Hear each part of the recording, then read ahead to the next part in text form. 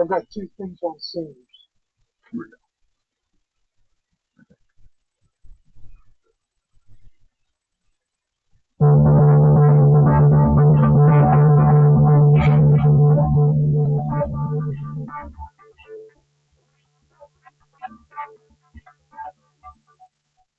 The following program contains scenes and language of a dark and explicit nature. Your discretion is advised. In 5, 4, 3, 2, live now. Oh my God, we're smoking.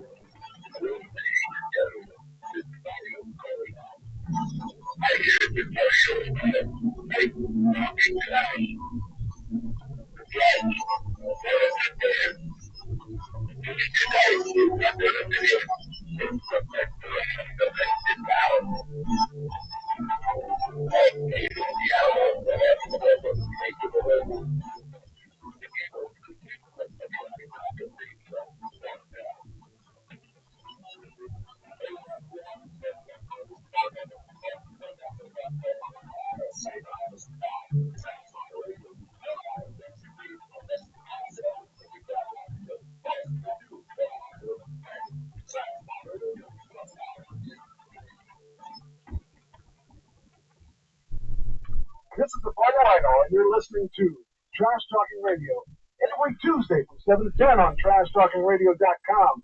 And remember this, Final Idol tells you it's got to be true. And when it's on the internet, it's got to be real. It's Trash Talking Radio every Tuesday from 7 to 10. I am the top of pop, the king of swing, the international rock star, way above par, the host with the most, Mr. Tuesday Night, the Final Idol. Classy like trash, and thank you very much.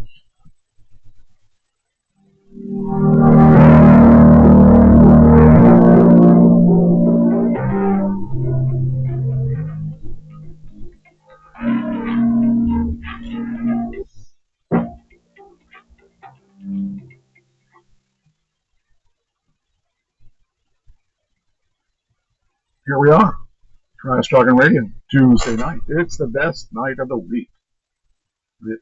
So saith me. So, how you doing, Doug? I'm doing better than last week.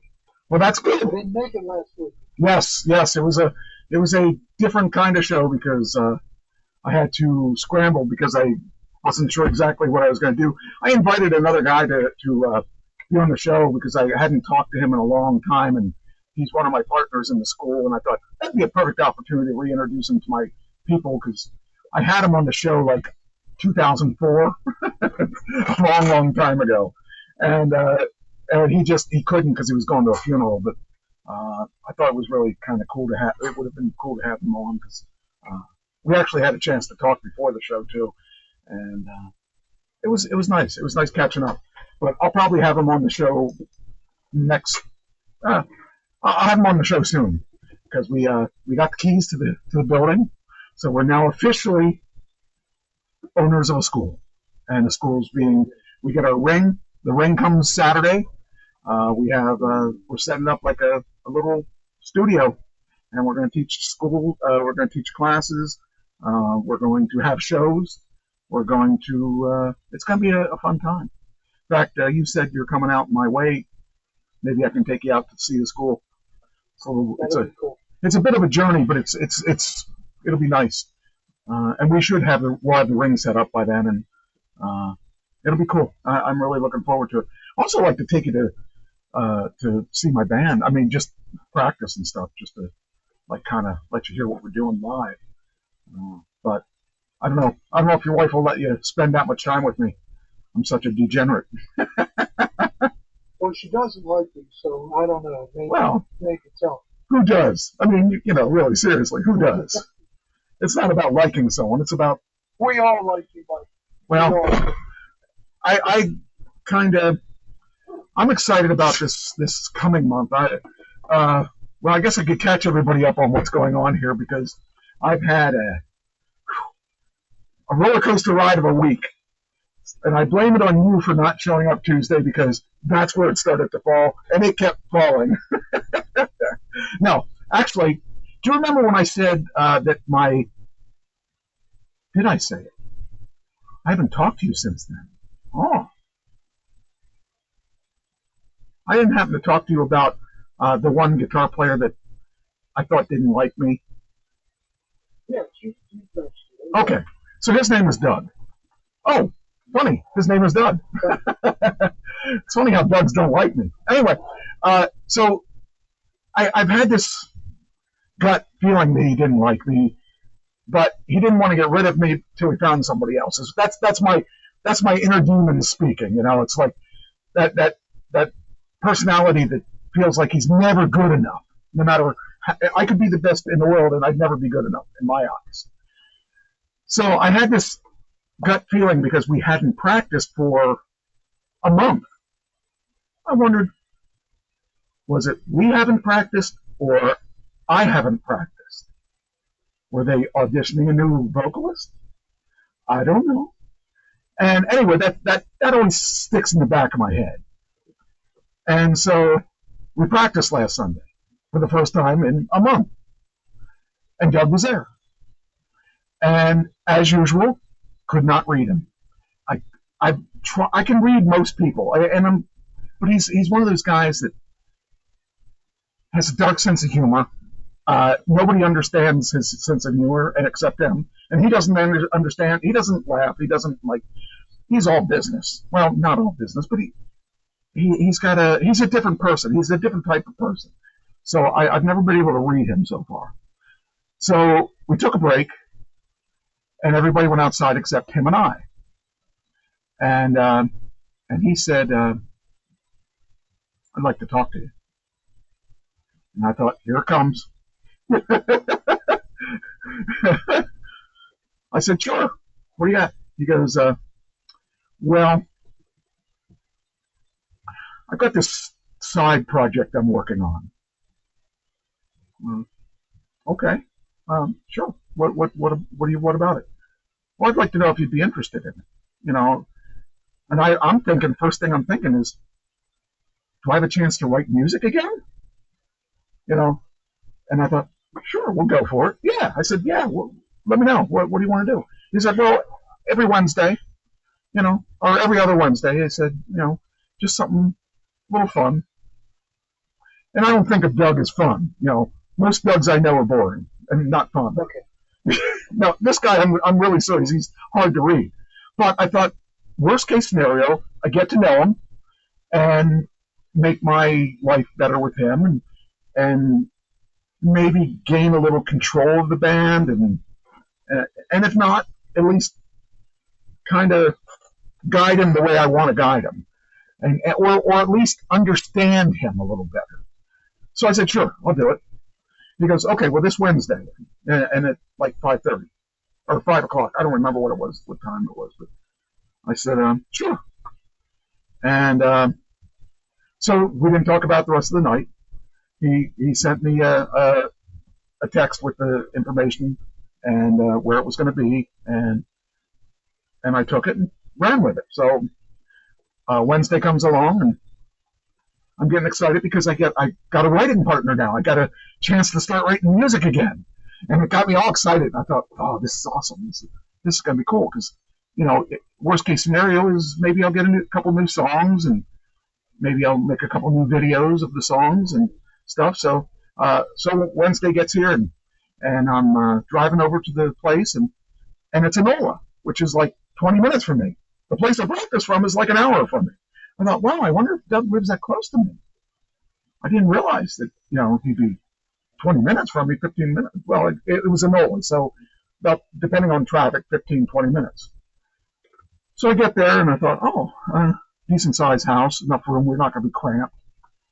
And I pulled into the place, and there's a two-car garage. He's in front of the one garage, and I pulled in front of the other garage.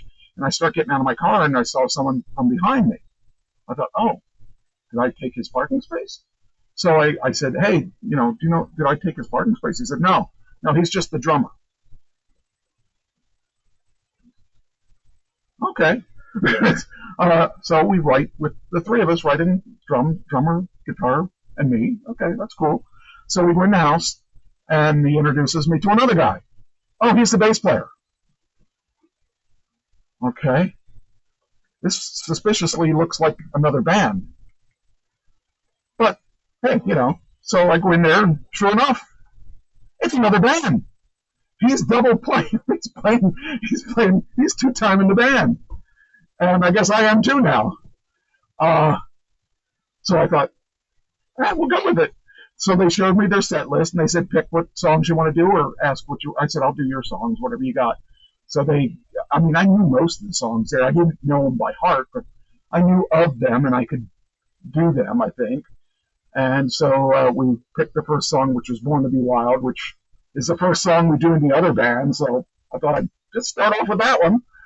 And we did the first song, and the bass player looks at the drummer looks at the bass player, and they said, you're hired. I said, after one song? He said, yeah. So I said, well, let's see what else we can do. And so we were doing these songs, and some of these songs I know of, but I've never sang before. 90% of them, 80% of them I never did before. 20% I've done before. Probably a little more than that I've done before. But I went through and I did them all, and I did all the songs I knew. And at the end of the night, they said, we're going to take a vote. And they said, each one says, I want him, I want him, I want him. You're hired. I looked at them and I said, what about me? Do I get a vote?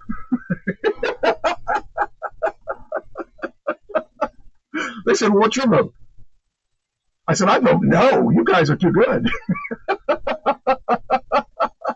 They said I'm outvoted, so I'm stuck.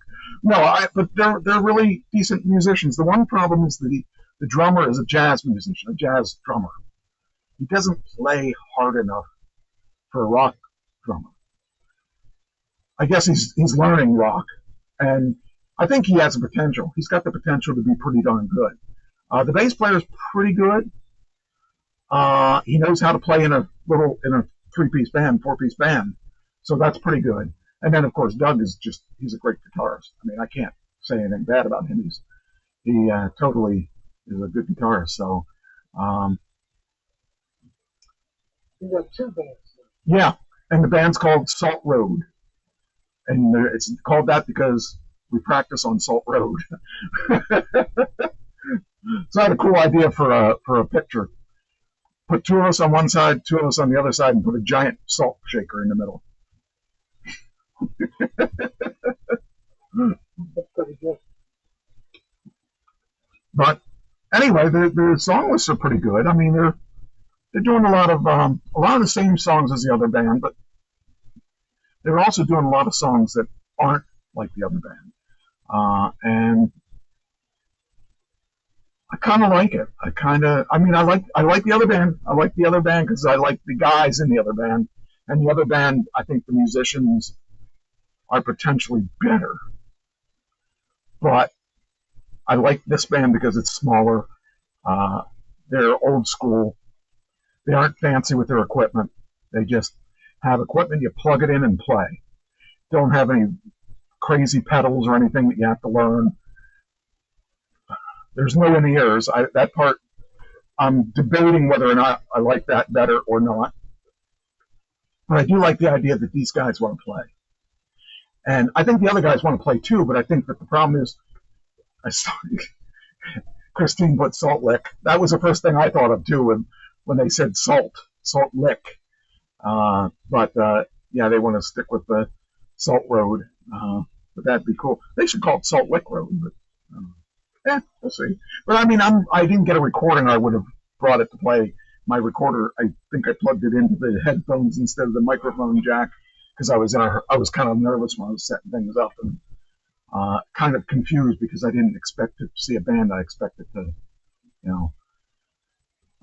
to see a pen and a pad and a recorder of some sort. I didn't realize that I was going to be singing music that I from a bunch of covers and stuff. But it makes me feel good that Doug wasn't out looking for another vocalist for me instead of me, and that they all wanted me.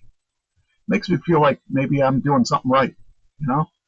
I've done this for a long time, and I've questioned myself along the way many times on whether or not I can sing, and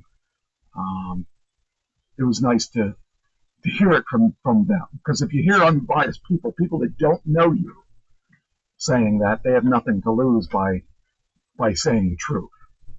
And which Wednesday will you be on? Wednesday that I'm around? What Wednesday are you in? The last Wednesday of the month. Let me look. I think so. Let's see here. So 25th. Okay, the 18th, which is the week before, I am going to be in New York for a commercial. For a music video. What day are you coming in? Monday. Okay, you're coming in on the 23rd.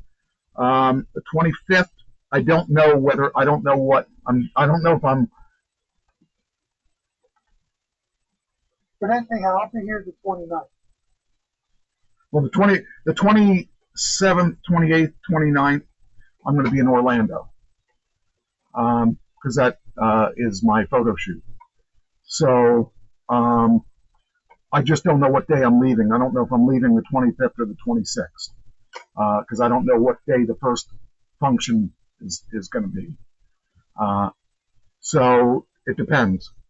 And if I am in town, they're going to practice. If I'm not in town, we're not going to practice. So I should know more in the upcoming weeks. So, but I'm excited about it. I think it'll be really fun to next time I will be with them is the 11th. Then the 18th I'll be in New York, and then the 25th I'm not sure if I'm going to be here or on my way to Orlando. So it'll be interesting though. The next couple of weeks are going to be interesting. But then on the other side, do they want to play? Because the other band doesn't yes. seem to Well, the other band wants to play too, but the problem is the bass player takes off more than he has been taken off more than he's been playing, and so between him and then the guitar player, Doug, between those two, we haven't been playing out as much as we haven't been playing out at all. But we supposedly will be getting a job at the end of July, or somewhere in July. So that'll be interesting because that'll be only the second time that we played out. But I see the big band is a little bit better than the little band, but the little band has not been together that long. So I'm curious to see, because I'm used to playing in a smaller band anyway. Like when Gasm was 4-piece, Mike Trash and the Barking Rats was 4-piece, Apathy was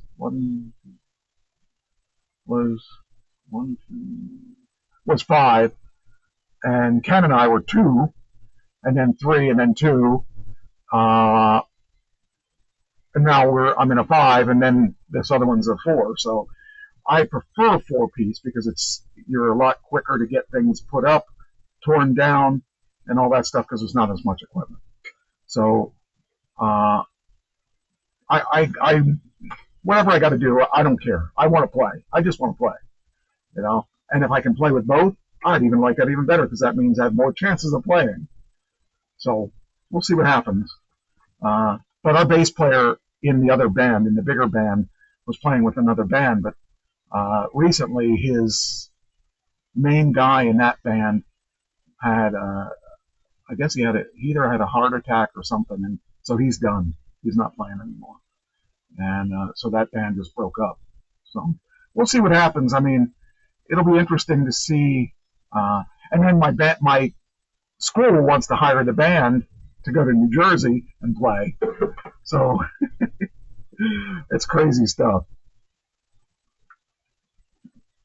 But I'm looking forward to it. But then I still have to figure out what to do about these trees in my yard and all that other stuff. I've got to figure out how to fit that all into my schedule. I'm hoping I can figure out a way to get people to do the work for me. I'll pay someone to do it. But the problem is, even if I wanted to do the work, I don't have a chainsaw big enough because these freaking trees are huge. So I don't know what I'm going to do about that. But I do have some ideas. All right. Enough of that. Let's get on with the show. How was your day off? Or what'd you do? You were babysitting, or what were you doing? My daughter was very sick. That's right. COVID, but it wasn't COVID. Oh. But she was down about 9 days. Wow. I had the kids every day. Wow. Jeez. From morning till her husband came home from work at about 9 o'clock at night. She okay now? She's fine. Good. She was out hiking with Patty and my wife and the 2 kids. Okay. So she's back to normal. Good. Well, we got some interesting stuff. But I'm 70 and I'm running around trying to corral a 2.5-year-old and a 7-year-old. Oh, man, I don't envy you for that. Boy, was I exhausted at the end of the day. Oh, man. I bet. All right. Well, we got two deaths. We have a couple birthdays. We got a lot of really interesting stories on entertainment. And we're going to review a band, Breaking the Band. So that'll give us some good stuff to talk about. And that's just the upper layer things. I'm going to do you know who died, first off? Yeah, I can't think of his name at the moment, but Norm from Cheers. Oh, we did that one last week. Yeah. Oh, you did that one last week. Yeah, week. and actually you'll be amazed at the hits we got on that one and on the 2 that we're going to talk about today. So the one we're going to talk about, do you remember the song, Celebrate Good Times, Come On? Yeah. Okay. The guitar player for that band, Casey and not Casey, Kool and the Gang, is our first person that we're going to talk about. Michael Sumler. This is the Vital Idol, and you're listening to Trash Talking Radio every Tuesday from 7 to 10 on TrashTalkingRadio.com. And remember this, the Vital Idol tells you it's got to be true. And when it's on the internet, it's got to be real. It's Trash Talking Radio every Tuesday from 7 to 10. I am the top of pop, the king of swing, the international rock star, way above par, the host with the most, Mr. Tuesday Night, the Vital Idol, Classy Like Trash, and thank you very much. Michael Sumler, affectionately Chicago man, a dynamic performer and one of the legendary Long Cool Radio, passed away on May 25th, 2025, at the age of 71, following collapse of born in Chicago on November 1st, 1953, Sumler's journey into the music world began in local clubs where his elaborate performances caught the attention of the crew and insecure reviews. This connection led to his introduction to the band in 1995, making him started a 3-decade-long association. Initially joining as a soloist for a whole album, Sunday had hyperexperience. An infectious allergy and charisma burned his bodily soldiers and alcohol to his weapons, and became a fan favorite for his dancers and crowd management. Sunday's tenure with Cool and coincided with some of the band's most memorable performances in recent. He was instrumental in amazing the band's live shows, contributing to their enduring appeal across generations. Beyond performances, Sunday also played a role in the band's ventures, including supporting their Cool Champagne events. Cool and the band, formed in 1964, achieved significant acclaim with hits like Celebration, Ladies Night, and Get Down on It. Their contributions to music were recognized with multiple awards, including 2 Grammy Awards, 7 American Music Awards, and an induction into the Rock and Roll Hall of Fame in 2024. Sunday's Southern Council has left a role in the music community. Rather than naming local names, paid tribute, stating, "This will always be with me, the world-master music legend." His legacy lives on through the countless performances and relevant to record minds and colleagues alike. Rupert Sandler is survived by his family, friends, and the extended crew of the Green family. His contributions to music and modern speed will be remembered and celebrated by all who have the pleasure of witnessing his talent. That was one of them. They were a pretty good band. I'm very glad that he got inducted into the Hall of Fame Yeah. before he died. Yes, and into the Rock and Roll Hall of Fame. That I found interesting.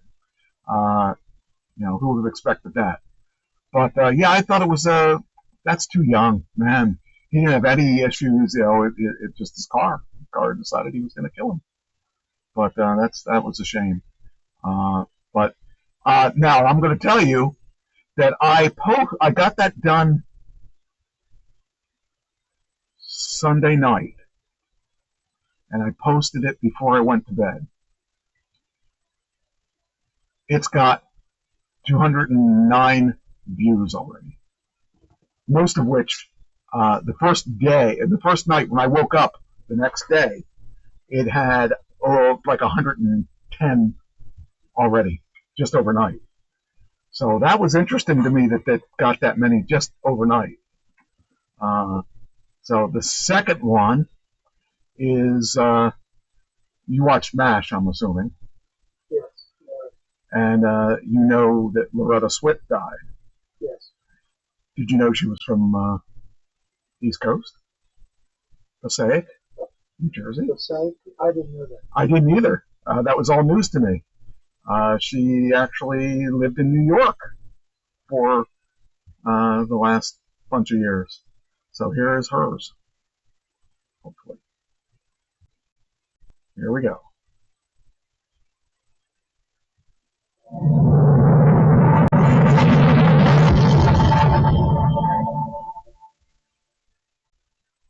Loretta Swit, the underrated actress best known for her portrayal of Major Margaret Hartnett Sullivan in the groundbreaking television series MASH, passed away on May 30th, 2025, at her home in Manhattan. She was 87, born Loretta Jane Swit on November 4th, 1937, in Passaic, New Jersey, to Polish immigrant parents. Swit pursued her passion for acting from a young age. She studied at the American Academy of Dramatic Arts and photographed under the guidance of acting coach Jane Franklin. Her early career included stage performances and productions such as Winnie Wednesday, The Hot Puppet, and Fame Time Next Year. Swit's most iconic role came in 1972 when she was cast as Major Margaret Hartnett Sullivan in MASH. Initially portrayed as a rigid and authoritarian figure, Swit transformed Sullivan into a complex, compassionate, and strong-willed character over the show's 11 season run. Her performance earned her 10 Emmy nominations and 2 Grammys, solidifying her place in television history. Beyond MASH, Swit appeared in various television series and films, including a pilot for Cagney and Lacey, where she originated the role of Detective Christine Cagney. Due to contractual obligations with MASH, she was unable to continue with the series. Her other notable works include appearances in Murder, She Wrote, The Loveland, and How Mrs. Murder. An ardent human rights activist, Swit founded the Swit Right Animal Alliance in 2017, aiming to maintain and encourage and provide medical attention to animals in need. She combined her artistic talent with her advocacy by publishing Sweetheart, a watercolor artistry and media activism of Loretta Swift, a collection of her watercolor paintings, with proceeds supporting animal welfare organizations. Swift was also recognized for her contributions to the arts and activism, receiving multiple awards and honors throughout her career. She was married to actor Lawrence Holliman in 1983 and took a divorce in 1985. Loretta Swift's legacy is marked by her transformative portrayal of one of television's most enduring characters and unwavering commitment to human welfare. Her impact on both the entertainment industry and humanitarian causes will be remembered and celebrated. Well, sir. Yeah. She actually thought she was a pretty woman. yes, and even in her later years, she retained that good look. Yeah, she was an interesting woman, and I like that she was cast in Cagney and Lacey, but I really bummed that she had to give it up just because of her contract with the MASH people. She probably did better with MASH than she would have done with that because of the residuals. And I don't know if she got residuals though, because they didn't start giving residuals till like the 80s. Wonder if they probably worked out some kind of deal, I would imagine. Too much feedback. Cannot understand a single word of the video. Oh, really? Ah, that's interesting. Okay, I'm going to turn down. Well, we don't have any more sound anyway. Yeah, I might have had it. It might have cranked up too much. Now, on my side, it sounded good, but you never know what you're hearing because we don't hear what you're hearing, unfortunately. But I mean, it was interesting. There, she had been around a while, and I didn't know she did that much stuff. The only thing I know her about is MASH. But to have a MASH to live off of, if they get, I'm sure they got something, but it's interesting. Then we'll do the birthdays, get them out of the way. I got some good ones. I got some okay ones. Starting out with Annette Bening. Do you know who she is? Yeah. I know the name, but I couldn't figure out why I knew her name. She was around a little bit. She's been in a few different things. Her Wikipedia said she was doing stuff and big stuff. I know her face.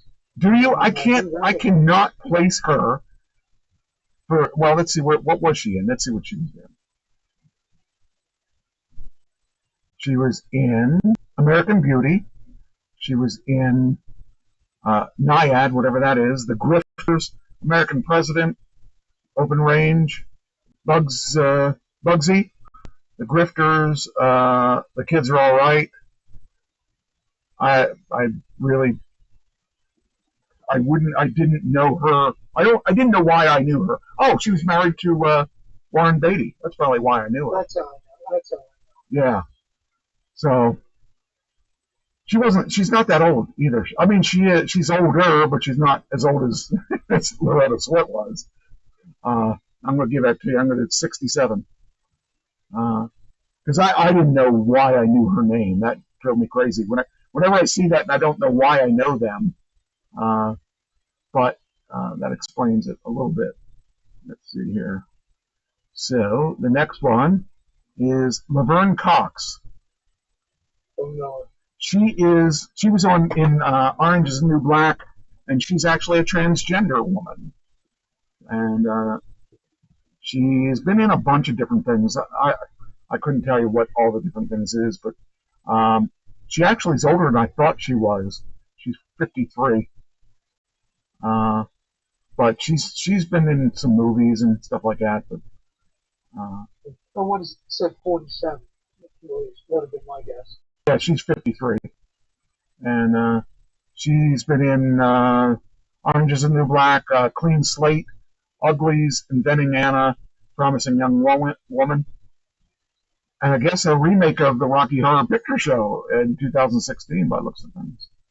So yeah, it's interesting. She says here Laverne Cox was born in 1972 in Alabama. She and her identical twin brother were raised by a single mother and grandmother. At the age of 11, she attempted suicide. She was developing feelings for her male classmates and being bullied for not acting the way someone assigned male at birth should act. And first time I saw her was in Orange Is the New Black, and she was pretty good. I liked her in that. All right, you will know this next one, I think. Lisa Whelchel. She is Facts of Life. Okay. She was a good-looking one.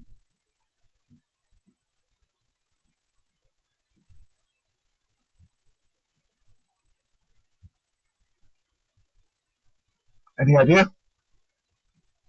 I'm looking. 55. Actually, that's a nice compliment to her. She's 62.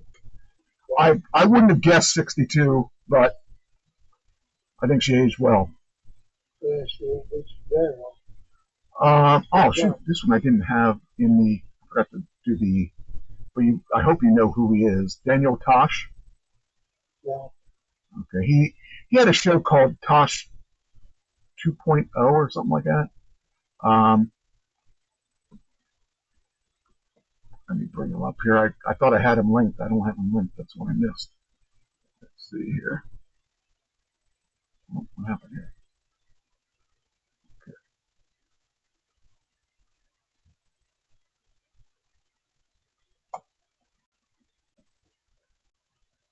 Okay. He's he had I think it was on TBS, one of those other, but he's not that old. He's 50. Jake Johansson, comedian. Yeah. Okay. I know there's a lot of these you don't know. Oh, that's not him. What happened? That's not what I expected. Hold on, got to figure out why that came up. Huh. Well, that link didn't work. That's really odd. Wonder what happened there.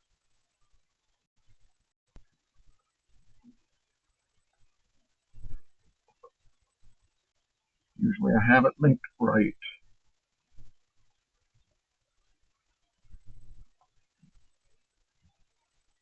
Is it Johansson? No. Oh, Lake Johnson. Oh, Jake Johnson. I don't think I know who he is either. Huh. he's not who I thought he was. That's Jake Johansson, but okay, all right, I recognize him. I didn't know his name. Okay, I know you don't know him, so I'll just give that one to you. He's 47. I don't know how to pronounce his name, but I think it's a she. Kylie Minogue, maybe? I think she's a singer of some sort. You probably don't know her. Don't know her. Okay. She's 57. I think you know this next guy. This next guy is Adam Carolla.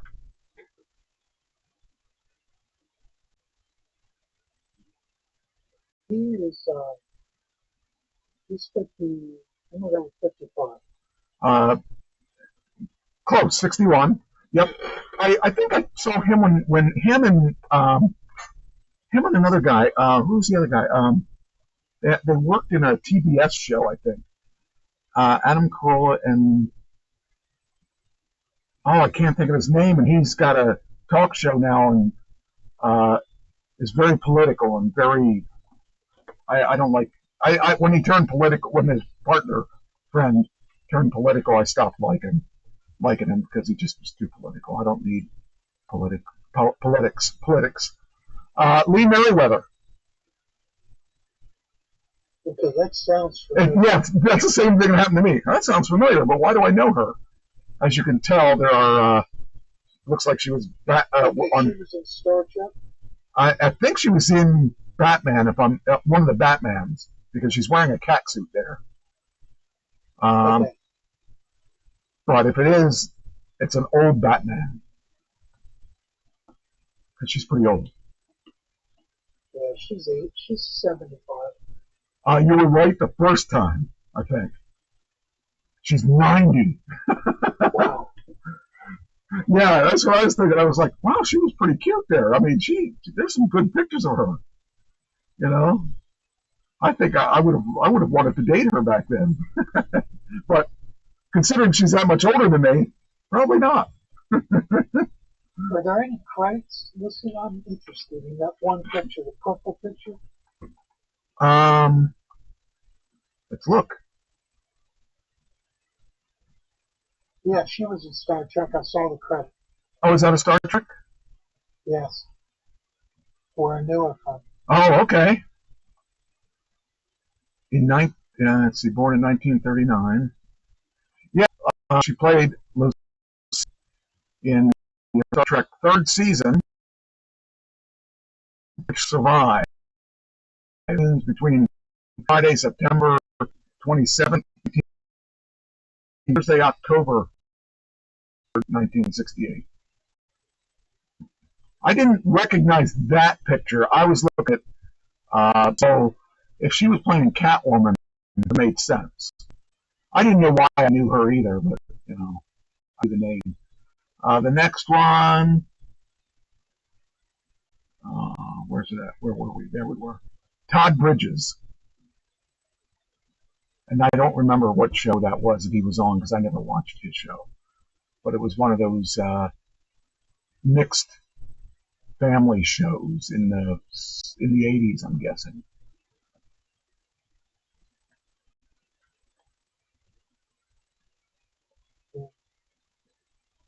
I would say he's 52.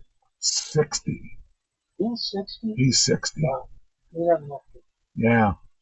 How about Winona Judd? Winona Judd. She's got to be. Now that's one of the sisters, not the mother. The mother's dead. Oh, the mother's dead. That's right. I'm thinking this is her. Well, it's got to be her because she's the only one in the picture. 45. She's 61. Oh my goodness. That's got to be an old picture there. I can't imagine that. I think this is close to her now, but she still aged pretty well. She aged well. Yeah. Next, right next one is CeeLo Green. Don't know. I can't remember what the song is, but there's some song he did that was really popular. There it is. I guess he's on The Voice too, or is on The Voice. Yeah, I'm gonna guess 60. 50, believe it or not.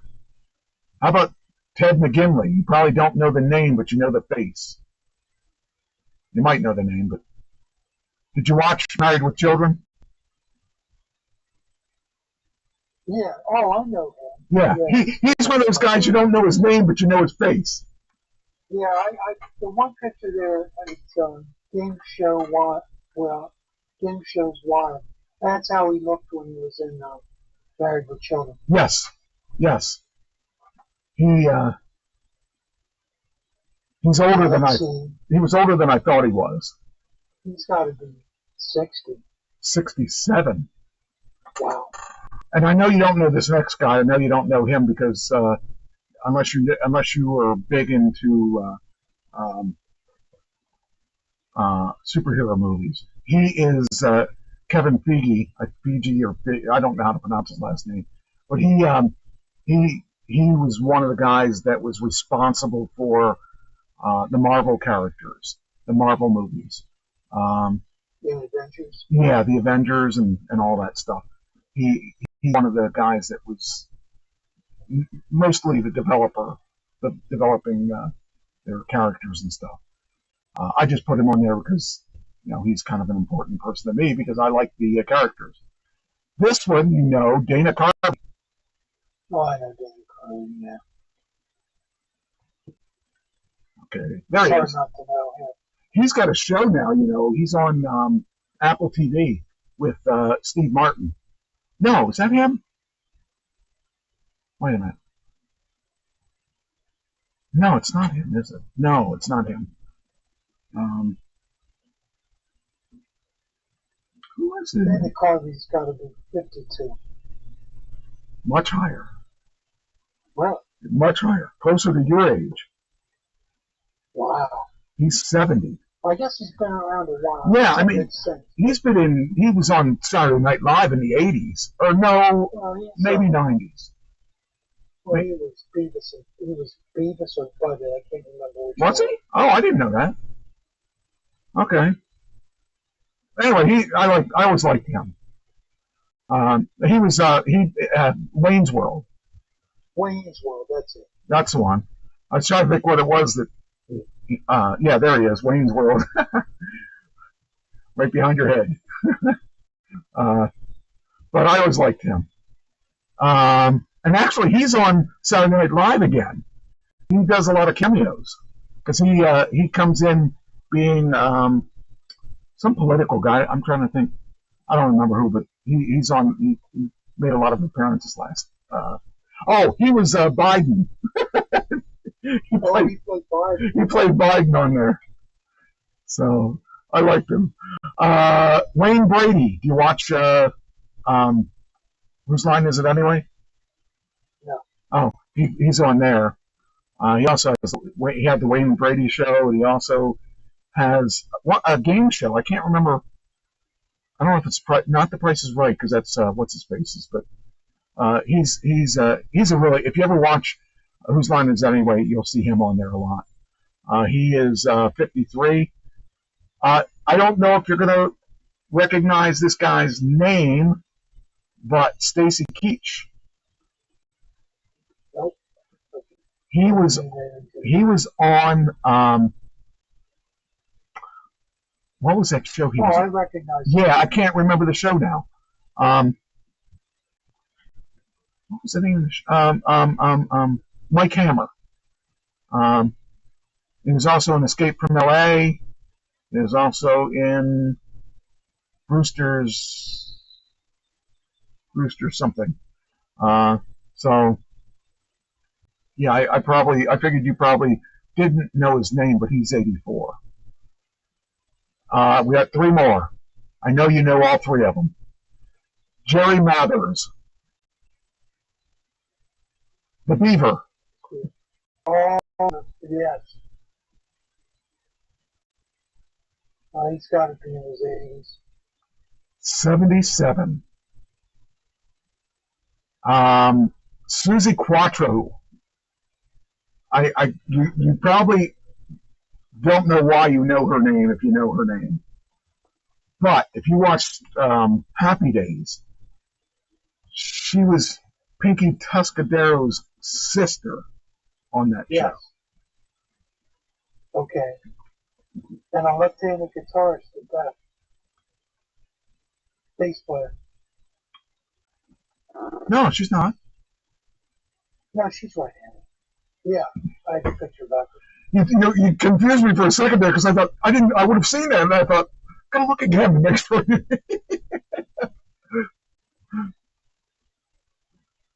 She's probably older than you think she is, or maybe younger than you think she is.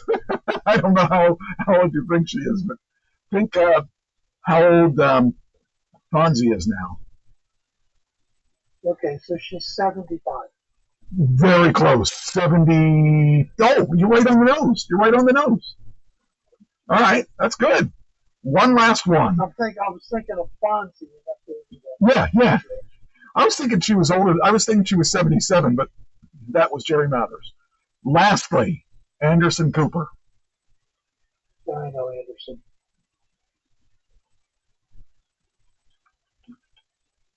He's got to be 65. 58. Okay. His mother was somebody big too, wasn't she? I don't know. I believe his mother was. Shoot, I know his mother was something. It was somebody that. Let me look here. For some reason, I know his mother.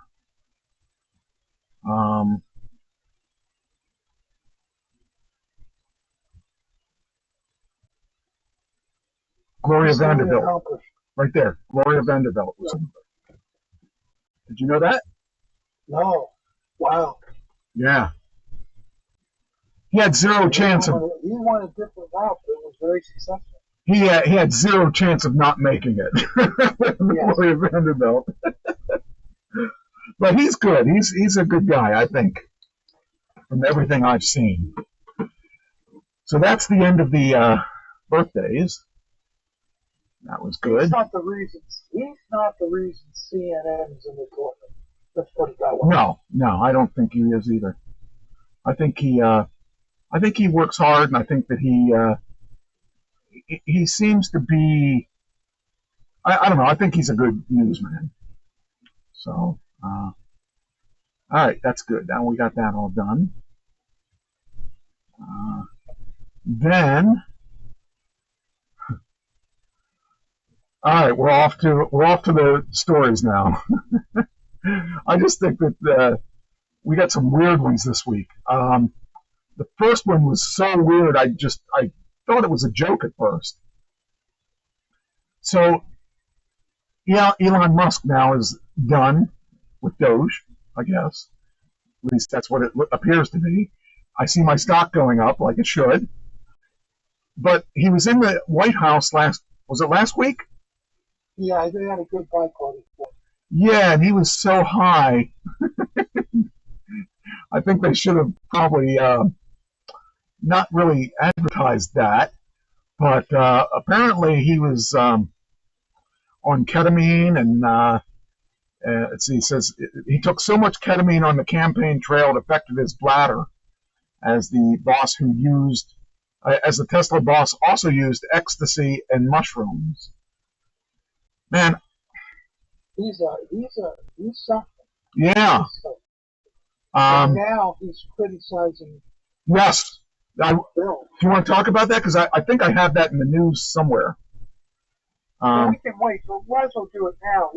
He says there's too much spending. The Trump bill puts about $3 trillion on the debt. Right. And Musk doesn't like that at all, and you can see why, because he tried to get $2 trillion saved through waste, fraud, and abuse. Yeah.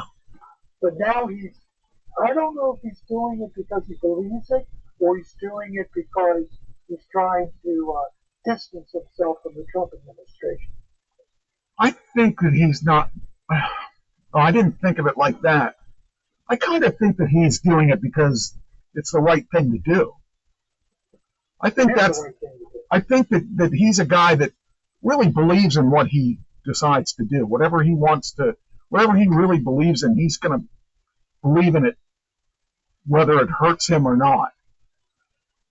And I really do believe that he went into that role trying to better everything, and left that role, and now he still wants to see things go the right way.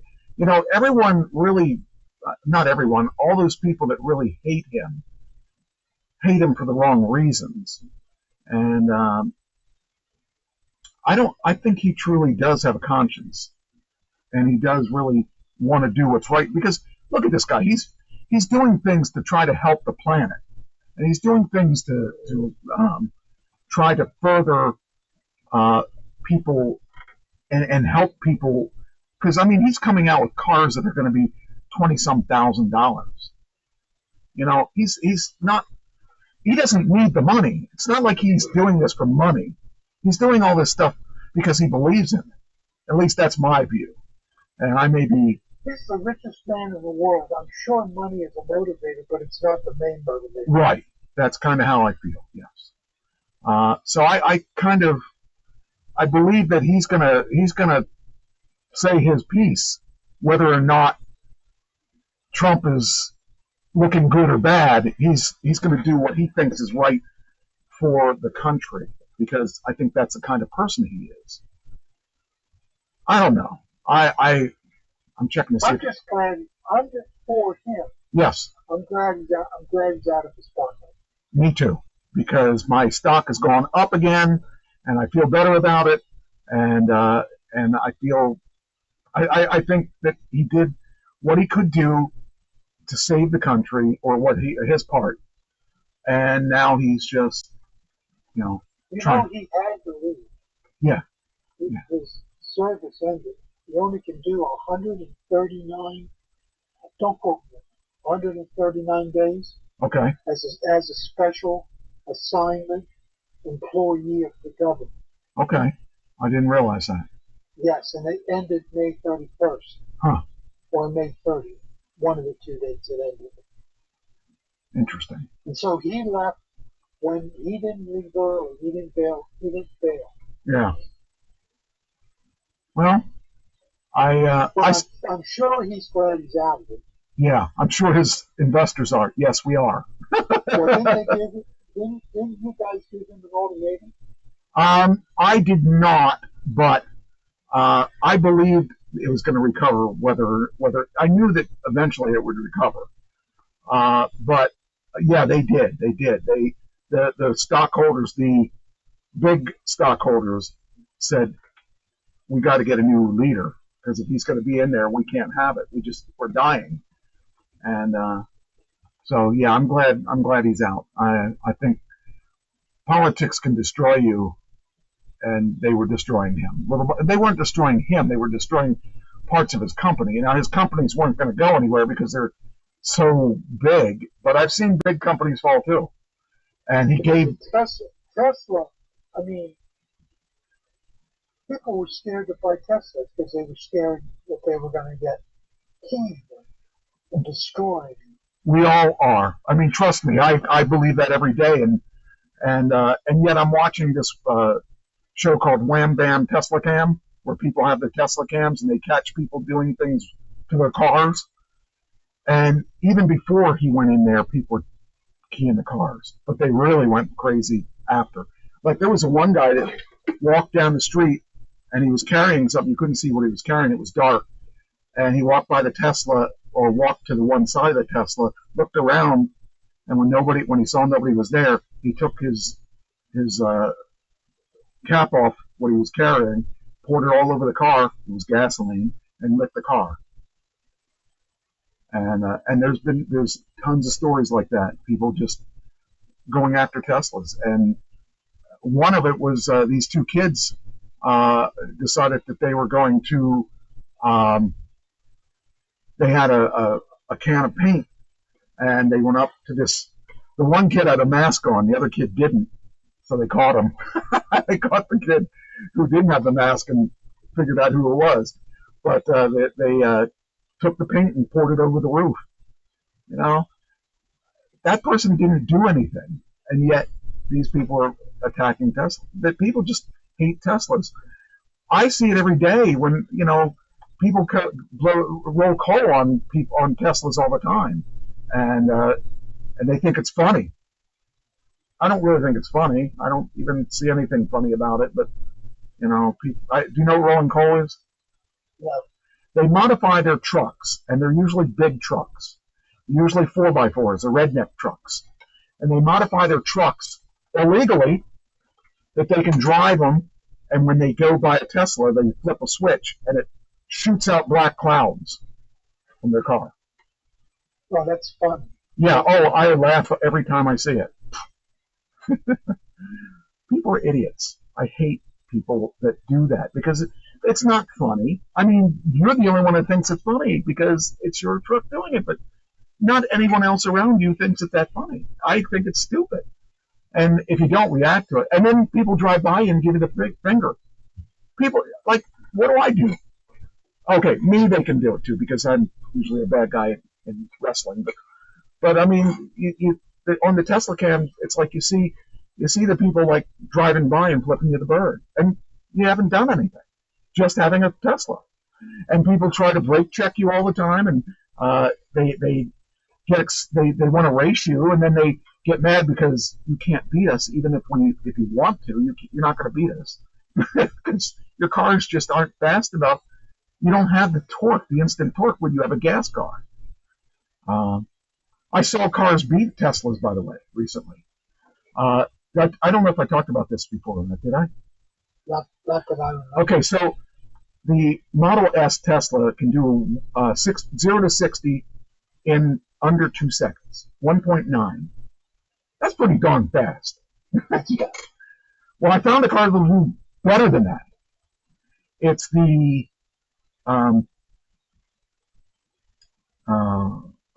freaking A! I can't think of the name of the car. It's a competitor, and it's another electric car. But the Model S Tesla is $125,000 or $150,000. The car that beat him was $250,000 car. I think I'll stick with the S. And then I saw one that beat that one. Ever hear of a Rimac? No. Of course you didn't, because you don't have $2.5 million. that car beat the one that beat the Tesla, but it took a $2.5 million car to beat it. Oh man, these people are insane. Oh man. Oh, okay. So is there a Model X? Yeah, the X is what I got. Okay, because I have been behind at least 5 X's in the last 2 weeks. Well, that's. I will tell you that the X is the same price as the S, which is an expensive car. Okay. I'm looking at one that's a used one. It's a 2020.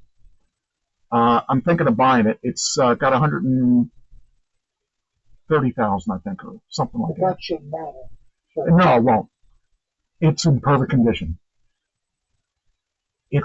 I shouldn't say this, but it's no, it's not. It's $29,000 with full self-driving. That's why I want to buy it. I'm thinking of buying it because when my lease is up, I don't know what I'm going to do. And I thought, well, if I buy it, I have a car, so I don't have to take a quick decision on what I want to get. I'm probably going to get another X. But the other reason I'd like to get it is to give Christine something nice to drive. And she and I, because we watch that Wham Bam Tesla Cam, she's convinced that Teslas are definitely the car to have. Because if you look at those cars when they're through the crashes, the X is the safest car out there. It's big. It's not too big, but it's big. You've ridden in mine.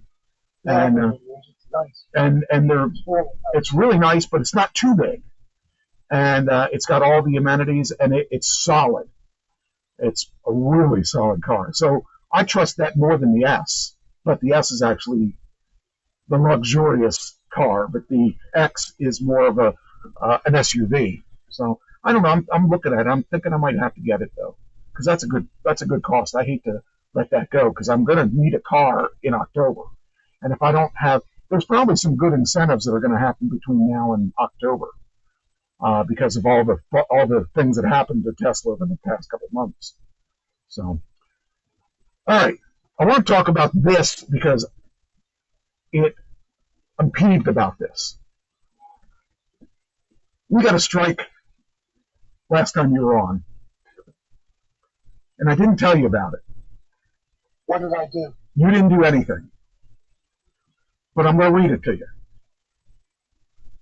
This, believe me, I was mad about this. And I fought it, and I lost. I fought the law, and the law won.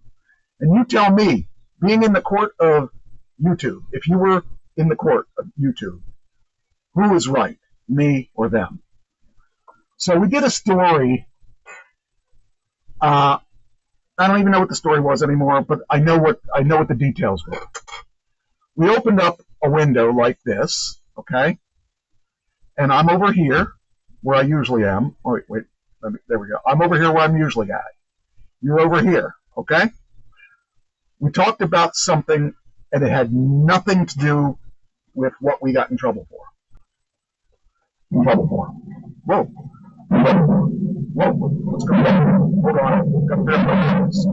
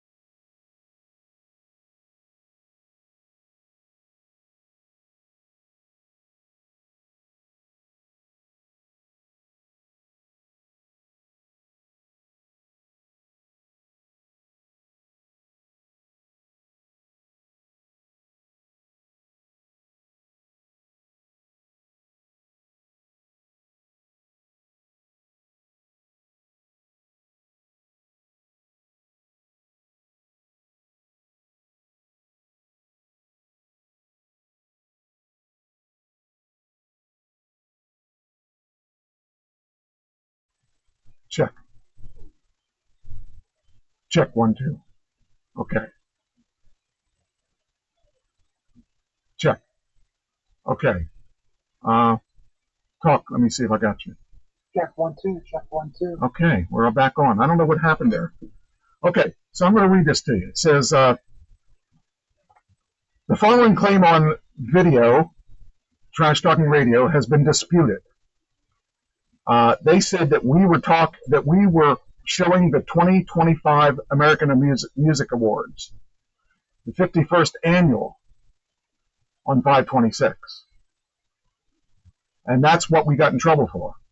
We did not even talk about these video awards, nor did we play them. And it says reason for dispute. I disputed it because we did not infringe on their copyrights. Now, let me tell you what happened. This is so weird. So I'm over here, let me put this here, right there, okay? And when we were talking about this story, a box popped up behind me. I have no idea what it was. And we didn't play it. We did not play anything. It automatically played, and it did not record any sound on our video. So I had no idea what they were talking about till I looked at the video clip. And so there was a video behind me, but you can't see the video because I'm in front of it. And you can't hear the video because it wasn't playing. There was motion, but there was no audio whatsoever, and you couldn't tell what it was. I didn't know what it was, but they somehow decided that I was impeding,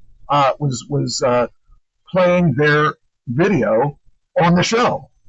So we got hit with a violation for playing their video. I did not play their video.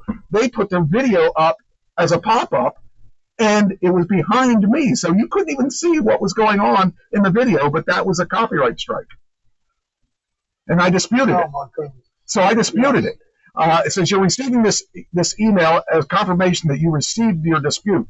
Paramount Global Events has up to 30 days to review the information. So the next day, it didn't take them much time. The next day, it says, after reviewing the dispute, Paramount Global Events has decided that their copyright is still valid. So I had to cut that out of the video that we were doing because they popped a video up behind me that I had nothing to do with. So to avoid a copyright strike, I had to delete that part of the video. Tell me how stupid that is. No one knew that was That was their pop-up. well, first off, they made that pop-up come up, but even though it came up, nobody knew that was the American Awards behind us because nothing was playing audio-wise, and you couldn't see it because my body was in front. You could see some people behind me, but you couldn't see what it was, so now I'm going to have to be careful of that and actually turn off the videos when they pop up. But that angered me so much because, when I do something wrong, I admit it. If I did that wrong, yeah, okay, no biggie. We just, it's the way it is. I will deal with it. But I didn't do anything wrong. That was a pop-up that they made come up, and we didn't even know what it was. So we got in trouble for that popping up that we didn't even know what it was, and we didn't even. I see those things pop up all the time, and half the time they're advertisements, and that was an advertisement for something. That was an advertisement for their thing. So we didn't really break any laws there, and if I wanted to, I could have fought it even more, but I risked losing our YouTube channel, and I just said, screw that, I'll just take it out. It's not worth it. By the way, our viewership is up on the actual live shows, and that makes me excited. So, and that's with no advertising, no tags, nothing, and nothing saying what's on that show. If I took the time to actually go back and put what was on the show, we'd probably get even more people, and it's kind of interesting. And if I ever get caught up with the things I have to do, I might start doing that. I'd mentioned I was going to, I got to get that thing off your head. Hold on. I was checking the volumes because it was all going wacko there. So anyway, so that's the end of that little rant, but just irritates me when I don't mind it if they call me out on something I did wrong, and even if I miss something, I don't mind that, but I do mind it when it's something that stupid that it doesn't pertain to anything. So just kind of irritated me.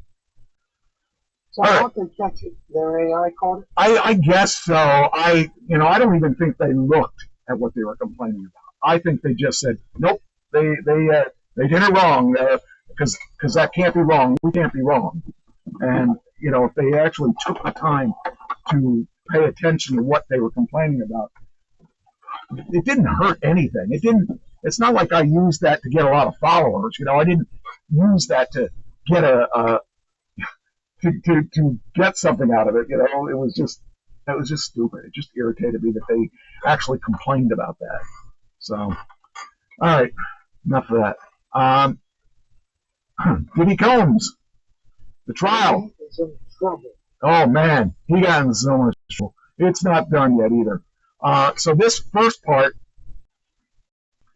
the former aide says Diddy kidnapped her in a plot to kill Kid Cudi. I think I talked about this last week a little bit, but this is a former aide of his is confirming the things that they were talking about.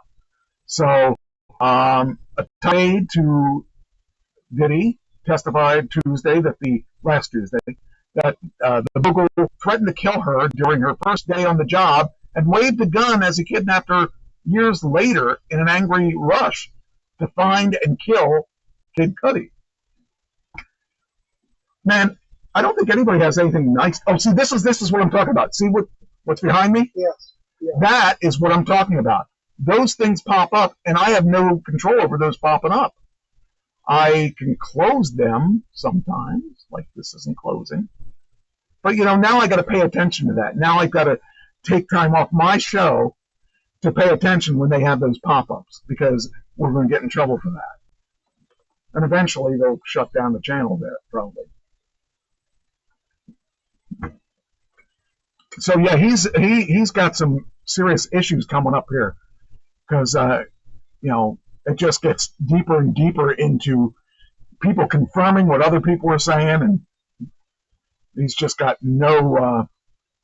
he's got nothing left here. I can't imagine what his defense is going to be. Yeah, that I can't either. I mean, he's got serious issues. And then there's another one. The latest. Let's see. Here's another one that it says the former personal assistant on Thursday said that the sexually assaulted her, threw her into a swimming pool, dumped a bucket of ice on her, slammed her against her arm during a torturous 8-year tenure. The woman testifying at a sex trial under the pseudonym Mia said Combs put his hand up her dress and forcibly kissed her at his 40th birthday party in 2009, forced her to perform oral sex while she helped him pack for his trip, and raped her in the guest quarters at his Los Angeles home in 2010 after climbing into her bed. Man, Defense, conservative estimate, it's going to be $15 million to defend him. Oh yeah, and he's indefensible at this point. How can you say, I accidentally fell into her bed? If you just look at just that one thing, that video of him living out that girl, he deserves to do time just for that. But these other people are definitely getting on the bandwagon there, and he better get some. And Trump better not pardon him. If Trump pardons him, that will. I'm going to upset some people he's pardoned already. Well, he's pardoning his supporters, people that are Trumpies, mega people. Yeah. Well, I'm going to talk about one of them in a few minutes here. Then there's the Robinson thing. Smokey Robinson. Yeah. He's been accused of doing things too, but this one sounds kind of weird. This one sounds like somebody's trying to get money. I mean, he's an old man. He's Smokey Robinson and his wife. At least his wife's standing by him on this. Let's get it here. It says that they filed a $500 million countersuit. Whoops, what's that? Oh yeah. Okay. What's going on? I got my foot tied up in wires. And my hard drive fell. That's not good. So, Smokey Robinson and his wife Frances have filed a $500 million countersuit against 4 women who sued him earlier this month, accusing the music icon of sexual assault. In the cross-complaint filed Wednesday by the Robinsons' attorney, Christopher Frost, and obtained by the Hollywood Reporter, Robinson accuses the Jane Does of defamation, slander, intentional infliction of emotional distress, financial elder abuse, and invasion of property, among other claims. Robinson's suit came about 3 weeks after the 4 anonymous women who worked for him as housekeepers sued the famed Motown singer and record producer for sexual assault and rape allegations. So, how old is he? He's got to be he's 80, I think. Is that what I said? Yeah. I think it's 80. It's like I don't know if I want to think that. I mean, he may have done it. I don't. Why is everybody waiting until they're old and decrepit? I know. I feel like he hasn't done it within the past 10 years. Because you figure he's 80, so if he was 70, I mean, I don't know. I guess not being 70, or not being 70 or 80, I can't imagine what my sex drive would be at that point. I just don't know. It can still exist. But would you be like chasing 4 different women? I mean, I guess it's possible, but it seems really highly unlikely. Smokey can afford to get any woman he wants.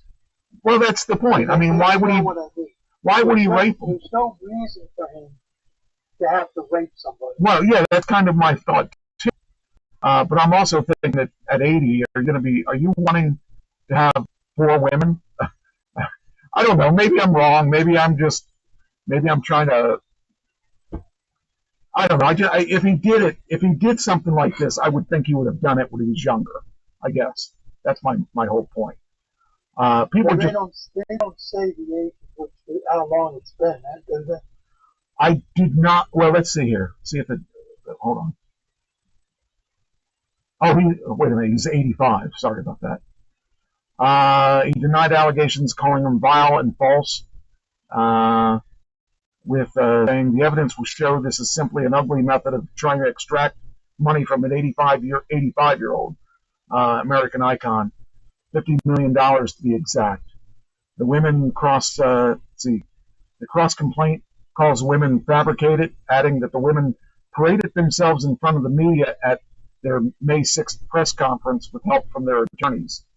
With pre-litigation demands of $100 million or more did not work, plaintiffs created a media circus and made a public spectacle of themselves.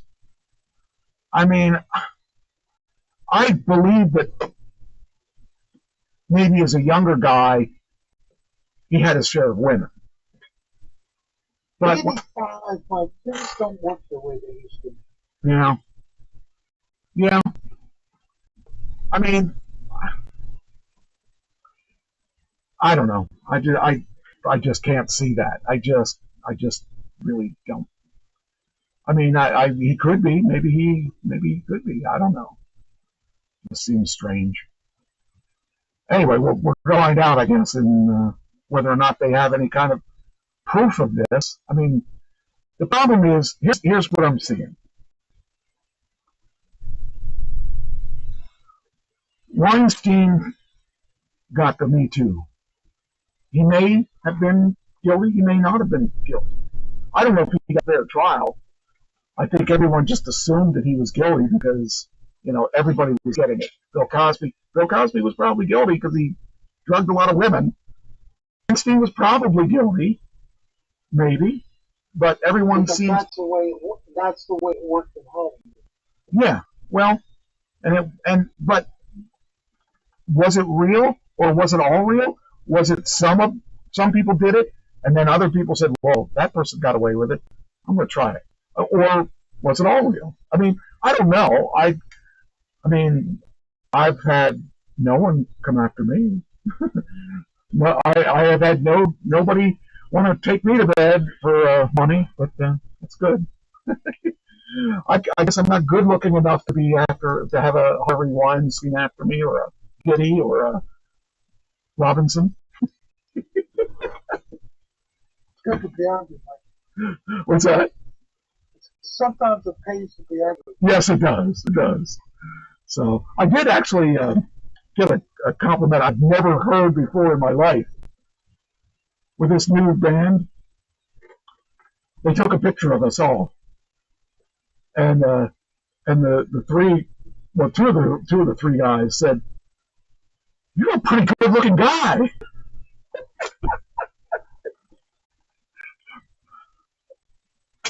I don't know how to react to that because I've never heard those words put together by guys. Anyway, all right. What was the other one I had to do that wanted to? Oh, Russell Brand is in trouble for the same stuff. He got in trouble for Russell Brand appeared in London court Friday after being charged with rape, indecent, and sexual assault, pleading not guilty to all 5 charges. The disgraced comedian's first hearing had taken place earlier this month, and it was confirmed that the UK's Crown Prosecution Service had authorized the Metropolitan Police to charge a man identified as 49-year-old Brand following an investigation by detectives. Brand had been charged with 1 count of rape, 1 count of indecent assault, and 1 count of oral, 2 counts of sexual assault. Whether or not he did it, I don't know. He's 49. He's a strange person. If you look at some of the things, all that, I don't know if he did it. So rapes have been charged with relate to a 1999 rape of in Bournemouth area of UK, a 2001 indecent assault of a woman in Westminster, London, 2004 oral rape and assault of a woman in Westminster, and between 2004 and 2005, the sexual assault of another woman in Westminster. Here's the thing, Mike. It's not sexual because he has no trouble getting away. Right. It's power. Right. Maybe they turned him down and he decided he was going to get it anyhow.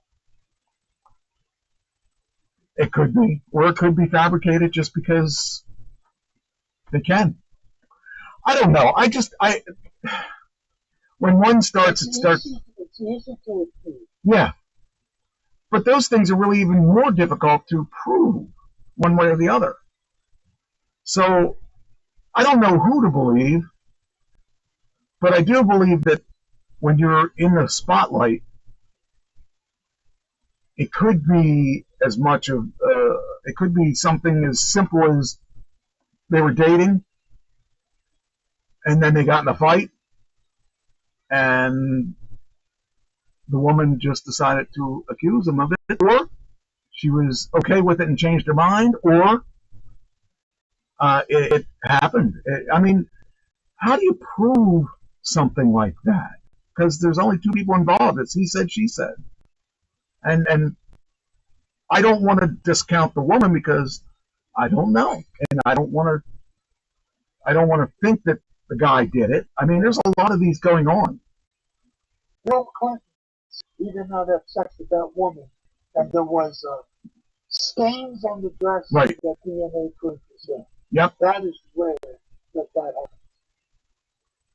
That there's physical evidence of that.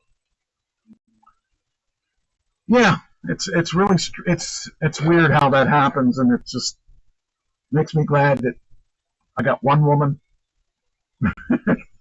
and I don't need anyone to accuse me of anything. So I don't know. It's sad though. And if any of these women are lying, they deserve to be prosecuted. But how do you prove it? You know, I just don't even know how to prove it. All right, so that's Russell Brand. And speaking of Weinstein, Weinstein's decided, and I think he made the right decision, not to appear in court, not to actually testify. He's not doing well, and I don't think it would do him good to actually testify. He was contemplating testifying, but I don't think that's in his best interest. I believe that he actually did do the things that most people have said, because he's a scumbag. But prepared to do it. It's hard to say, but so I wonder. I didn't follow this close enough. I wonder if he's saying it was consensual or he didn't do it. I think he said it was consensual. Let's see. So he's admitting to it. Let's see. They're deliberating whether to put their client on trial. We're going to make game time more or less decision. Weinstein did not testify in the part. Okay, and then there's a part of him that is seriously contemplating in a he said she said case whether human beings felt obligated to hear the other side of the story. But keep in mind, with Weinstein, he got charged when the he said she said stuff all was going on big time. So everybody was not even listening to his side at that point. So whether or not he did, I think he may have. I'm sure he used his power to his advantage. And there were a lot of women that came out and talked about this. And there was a movie made about it, too. And they were all actually afraid to release that movie. But there were a lot of women that were involved in that. And I believe he did it, I think. Well, this is, they say this is a referendum on Me Too. Yes. And then if you hadn't done it under the Me Too movement, it probably wouldn't have done. It probably wouldn't have happened. I don't know. I just wonder how real it is. I mean, I know or I believe that kind of thing happened. And when you have that many people saying it happened, you're less likely to believe that it didn't. But when you say it's like 4 or 5 people, it's hard to say whether or not that happened or not. And whether if they're 85, I don't know. I think that it's kind of a shame that they waited so long, or maybe it just happened. I don't know. But why all of a sudden did 5 or 4 women decide that this happened? I don't know. I want to believe that it didn't happen. I want to believe that Smokey was a good guy and didn't, do that stuff. But we'll never know.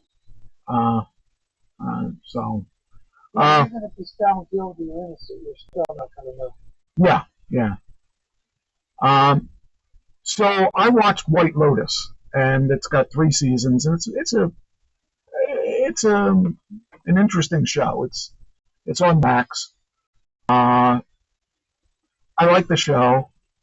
It's a thriller more than a comedy. And anyway, the guy that created it is this guy named Mike White. And the reason this is actually an interesting story is that Mike White the creator, is going to compete on Survivor 50. The creator of White Lotus, I guess he was on one of the earlier versions of Survivor, says HBO's hit writer is returning to the competition for the 50th edition after previously predicting he would never be allowed to come back on. So I'm not sure. I didn't watch Survivor, but I didn't even know he was the guy who was on Survivor.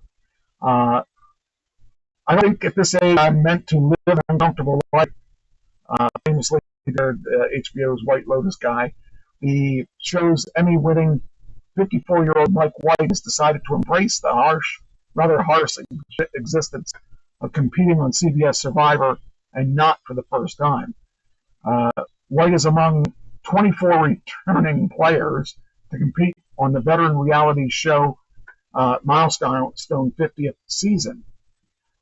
He competed on the show in 2018 in its 37th season, David versus Goliath, and managed to come in second place. Now, I never watched that show. I kind of know what it's about, but I've never watched that show. After finishing playing, he said, "I want to play again." Host and executive producer Jeff Probst said that on Wednesday, CBS Morning, when White Lotus, creep, why'd you do this? Don't do this. When White Lotus hit, and I thought, well, he'll never play it again, but he kept texting saying, look, I'm serious. If you ever do anything where you have returning players, I want to play again. So we're happy to have Mike, according to the Jeff Probst. On one hand, we have White, given his fame and financial success, would be at a disadvantage on a competitive show where contestants vote each other out of the $1 million prize. But White has several former Survivor contestants on his HBO series, something that will probably be on the minds of his fellow castmates who might want to remain in his good graces. Why? Why are you bugging me? You know it's a work day, right? I know, you just want to be in the spotlight. Anyways, he's been obsessed by the reality show. And he's also appeared on The Amazing Race in 2000. So I don't know, what would drive a guy to do that when you have money, but there's, it seems like... well, I think he is ego-driven, and... Okay, I got to turn the show on and see if there's noise. I'm getting things that there's noise. So I kind of would like to know if there is noise, because if there is noise... Oops, that's not it. That's not us. Hold on. Where are we? Go ahead, keep talking. Well, he's ego-driven, and he obviously likes Survivor. Yes. He probably is itching to try to win. Yeah. And he was in The Amazing Race in 2009, so he's competitive. Yes. He must be a very competitive person. Yeah, I mean, I can't, I guess I can't, I can't say, like, if I was in that type of thing, I would maybe want to do that too. I mean, I guess I can't. It is distorted a little bit. I can't say, like, if I was in that type of thing, I would maybe want to do that too. I guess I can't. It is distorted a little bit.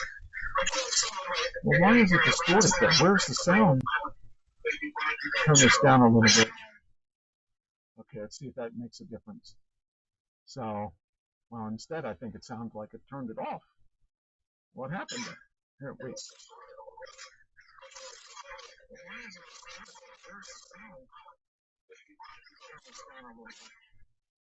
Huh. Yeah, that makes a difference. Okay, it sounds better now. Instead, I think it sounds like it turned it off. Okay, so that's probably what it was. It's weird because it's not. It shouldn't be distorted because I'm looking at the meters and it's barely reading the meters. So it's kind of weird to see that it's distorting like that. But it truly is distorting. So turn that up a little bit now. Let's see what happens now. Okay, let's see what happens now. Okay. But there is noise there in the background. Oh, yes. Oh, that makes a difference. Okay, it sounds better now. Instead, I think it sounds better now. A little bit now. Let's see what happens now. Okay, let's see what happens now. Okay. Sounds like it's okay. It does make weird noises though, because there's a lot of there is noise there in the background. There is weird noises that I can't really explain, and the thing is, I really hate that I can't hear exactly what you guys are hearing, because it just makes the job a little bit difficult to do, because you think it's doing good, because I'm seeing it's not pegged here, but it's pegged. Oh, I wonder. What are you doing? What are you doing, dog? Stop being a pest. I wonder if it had. I plugged this new microphone in, but I didn't hook it up. I'm wondering if that microphone's picking up sound and is causing the difference. I'm gonna have to mess around with that later. Maybe I wonder. I'm gonna unplug it. That way I can. Okay, what happened here? Oh, I think I unplugged the wrong one. Let's plug it back in. I need it back. What happened here? Uh-oh. Hold on. Shouldn't have touched it. Darn it. Went and touched it. Now it's back. Okay. So it's this one. Grabbed the wrong one. Okay. Now I should listen to it to hear what it sounds like. Okay. I wonder if that was it, because it's sounding better now. Uh-oh. Hold on. Shouldn't have touched it. Darn it. Nope, that was... touched it. Touched it. Okay. So it's this one. Said it on one. So you listen to it to hear what it sounds like. Hello? Check. Check. I wonder if that was it, because it's sounding better now. No, it's not sounding better. Nope, that was touched it. I don't know. I gotta figure it out. So, anyway, back to the business. All right. So, yeah, he's doing that kind of. I guess if I was that competitive, I would do it too. But some people, I guess, it'd be like me entering say a song contest or a singing contest. I don't have to do it, but I probably would, just because, I have a chance to perform first off. Okay, now I've lost you altogether. Let me see. Did I get you back? Okay, you're back. Okay. I can see the screen a little bit better now that I've moved everything over. I gotta keep an eye on those volumes, and for some reason it was definitely making noise. But okay. So, if he wants to, I guess if you're that competitive, you don't care if you win or lose. You're not in it for the money, which I totally get it. He doesn't need the money. Yeah, I kind of understand that, because all those years in wrestling, I wasn't doing it for the money. All those years in the music business, I didn't do it for the money. I did it for the creative outlet, Even when I wasn't making money, I wanted to play bad enough that I would put up with a lot of crap. And when I was in wrestling, it was just that I wanted to be in wrestling. So it wasn't the money that made me want to do it. It was just part of the business. So I guess I get it from a different perspective. Karate Kid has a new movie out. It's called Karate Kid Legends. So he's Ralph Macchio is yet at it again to make money at the one business that he actually made money at is still making money at. Can't fault him for that. It's like who would have thought?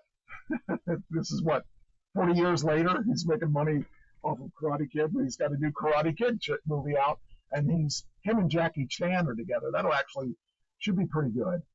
And they're teaching a young kid how to fight and all that. So that's the new Karate Kid thing. So, you go with what works. He'll be Mr. Miyagi before soon because he's definitely old enough. What else I got here? Okay, okay, we can go over the pardon stuff now, I guess. Oh, here's one that's interesting. Broadway, the 2024-2025 season grossed. How much do you think they grossed in Broadway last year? $350 million. $1.89 billion. This is the best year they've ever had, best year on record, and it's a full recovery from the pandemic. The gross totals are up 23% from last season, and significantly, the numbers also are way above 2018-2019 season, which held the record for the greatest season prior to that. So now most people that I know of that put money into the Broadway stuff know that they're not going to make money. And yet this year they actually made money. So that's kind of interesting to see because I never knew that they didn't make money. I figured the tickets for those events are huge, a huge amount of money. But they never make money because it's New York and the talent, they're lucky if they break even. So I found that interesting. All right. Now the presidential pardons. I know some of them. So he pardoned Louisiana NBA young boy who was sentenced to just under 2 years in a prison on gun-related charges, was pardoned Wednesday. The rapper is among the number of high-profile people who were pardoned this week, including the New York Congressman, a labor union leader and reality star, Todd and Julie Christie, young boy whose real name is Kentrell Golden, was sentenced by a federal judge in Utah after he acknowledged possessing weapons despite being a convicted felon. He reached an agreement that resolved Utah state charges against him and settled 2 sets of federal charges against him. One carried 23-month sentence, and the other ordered 5 years of probation and a $200,000 fine. I mean, I don't know. I don't get the whole, like, if you're in trouble for guns and stuff, I don't know. He was only in there for what, 2 years or something like that? I don't know. Why would he let that guy go? Well, many of these people are Trump supporters. Well, and he's claiming that these charges were politically motivated. Okay. And I don't even. In other words, the Biden Justice Department went after MAGA people. That's what's being said. Well, and it might be true, but the thing about the Chrisleys was that they couldn't vote for Trump because they were already in jail. They were in jail 2023. And the Chrisleys said that they were made they said they have audio of them saying that they were going to basically come after them just to make them scapegoats, or not scapegoats, but basically a high profile, and wanted to put them away because of that. I don't know. It's hard to say. I felt that they were a little harsh on their sentence. 20 years for, I guess, 12 years for him and 7 years for her, or something like that, on the Chrisleys. Something like that, yeah. And that seemed... She got a shorter sentence. But not much. I thought that was a little. I thought that was really, really. I mean, if you shot somebody, you get out for about the same amount of time. It just seemed really harsh on their stuff. I didn't even like the Chryssalids. I mean, I watched the show a couple times, thinking that it was a spoof on reality TV, and it turned out that it was a real reality TV show. And I thought for sure the guy was gay. I mean, he really was flamboyant, so I was sure he was gay, but I guess not, or at least he hasn't admitted it yet. But I thought it was a little harsh on his side. But they said that they had some kind of recording that said that they were putting away just to make a point. So I don't know if that's true or not, but they definitely got hit hard. And they really, from what I've heard, they were kind of harsh on them inside. They actually made a point of making sure that knew they were in prison. So again, I don't know how true that is, but I don't mind them being pardoned. Were there any others? There was a rapper. Yeah, that's the wasn't that the guy, the one I said, what's his name? Okay, I think he was, here it is. The rapper is among the high profile people. The NBA YoungBoy, I think, was rapper, the Louisiana rap artist. So he was sentenced to just under 2 years in prison. So I don't know. I think it's weird. I think he's trying to make. I think Trump's trying to make some kind of point, but I don't know what it is.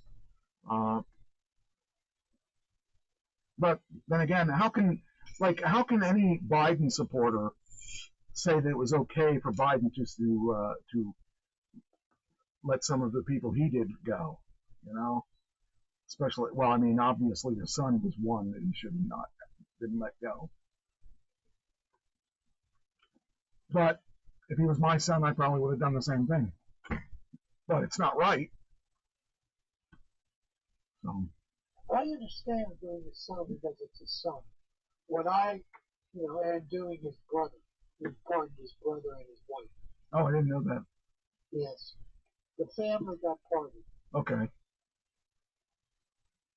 But some of the other people he pardoned murderers. Yeah. Yeah, and him saying that he's going to maybe pardon Diddy. Anybody on death row, he pardoned the community the sentence of anybody on death row. If he actually does pardon Diddy, I think it'll be worse for him, worse for Trump. I think that's one person he should stay far away from. There's no good that can come out of that.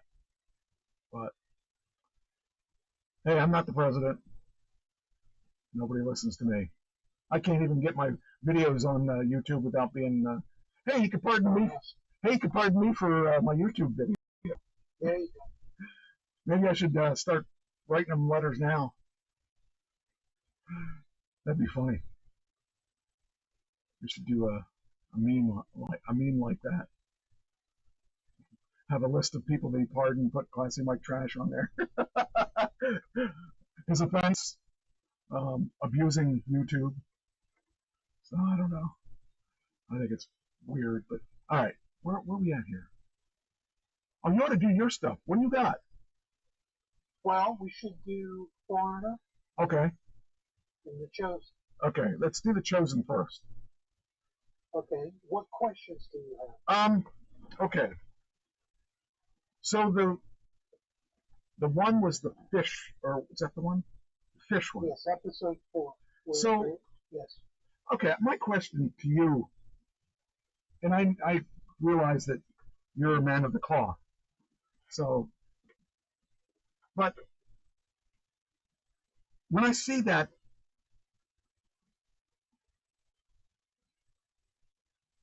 I always believe that people have to believe by belief, not by showing. It's like, okay, they had no fish. They couldn't get fish no matter what they did. They couldn't get any fish. And then Jesus showed up and tons of fish. Do you think that that was a little exaggerated? I mean, do you think that it actually happened like that? I have no idea that whether Simon Peter was in trouble or not from the Roman government. That was backstory that they made to give it context and contextualization.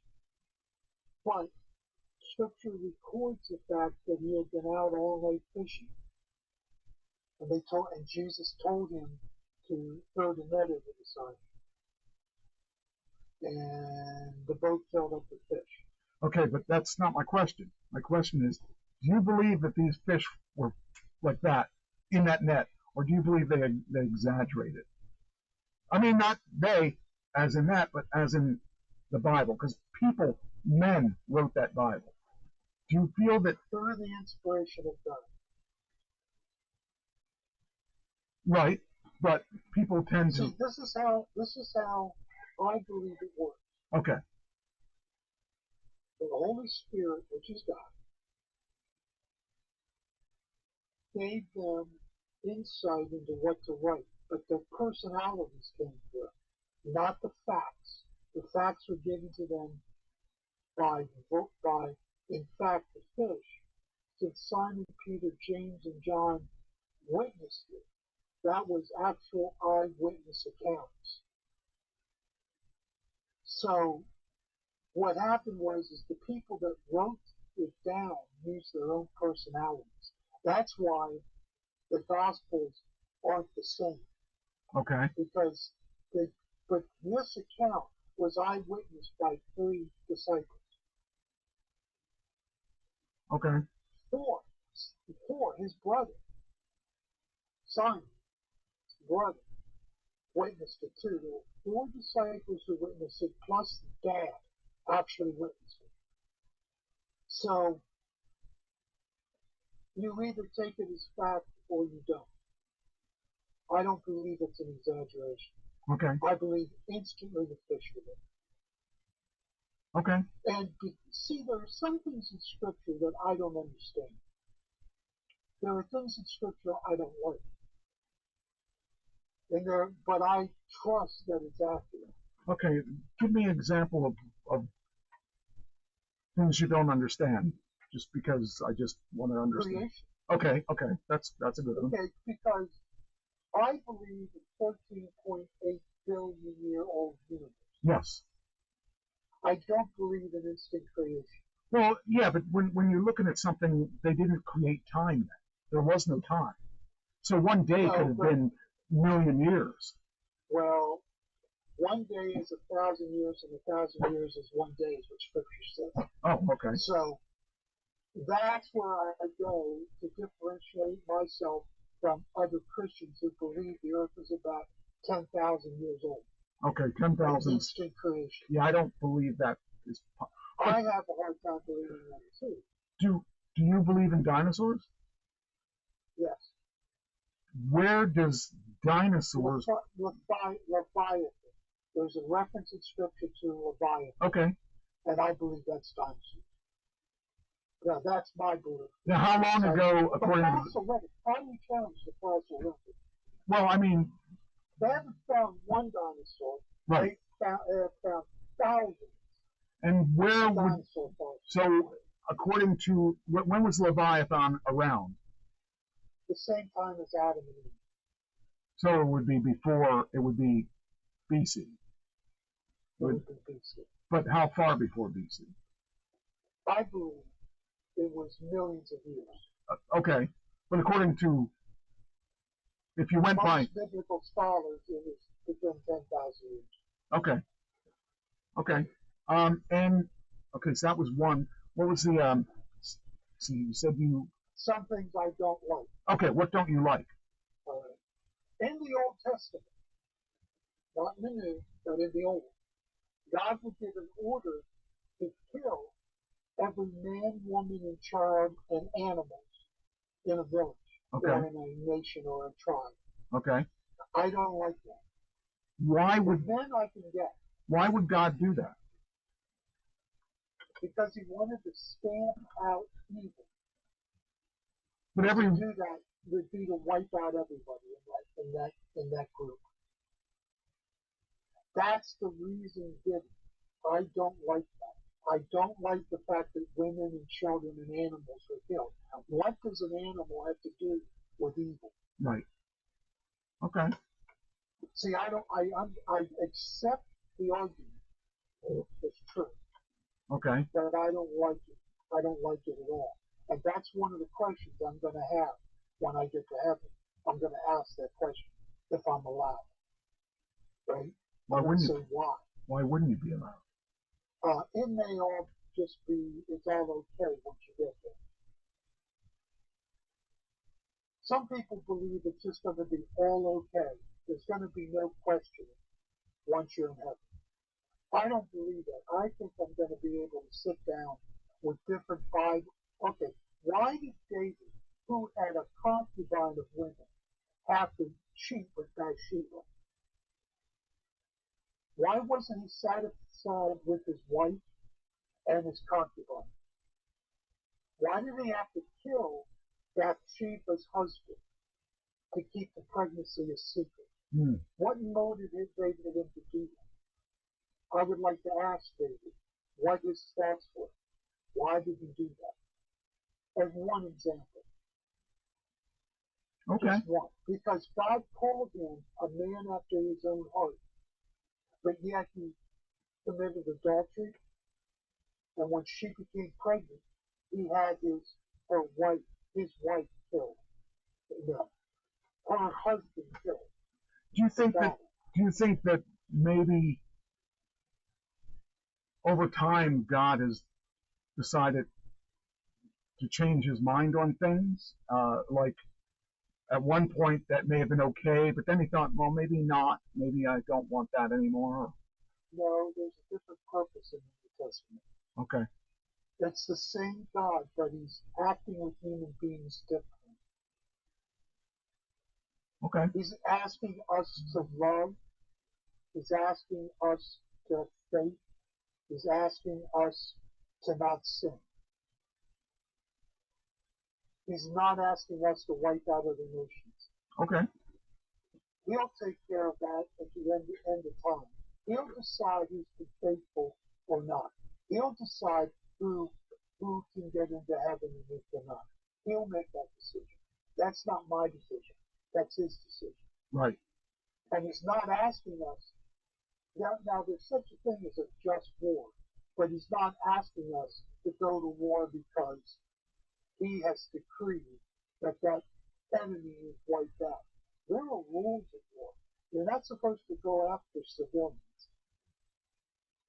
Now they die in war. Just look at Gaza, how many civilians they killed in Gaza, right? And in the Ukraine, Russia is killing a lot of civilians in the Ukraine. Right. But we're not supposed to do that. A just war means to go after uniformed people. And that's all. Actual combatants. God is not asking us to go kill women and children anymore. I don't like that he did it in the Old Testament. I accept that he did it for a reason. I'm not quite sure of the reason. I'm not sure I accept the stated reason of theologians. Okay. I want to ask that question and get a direct answer from Jesus himself. Okay. The other episode I watched was the next episode, which had the wine. I didn't make the correlation that it was water to wine because I was writing the show at the same time, but I didn't make that correlation until you said it. So,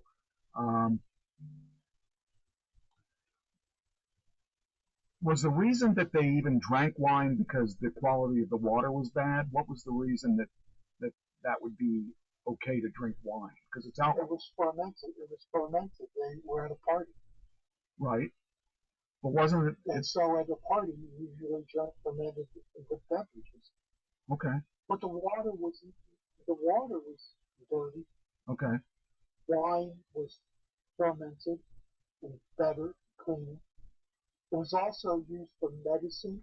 Paul told Timothy to drink wine for his stomach issues. Okay. Okay. Okay? Now, Jesus did this not because he wanted to.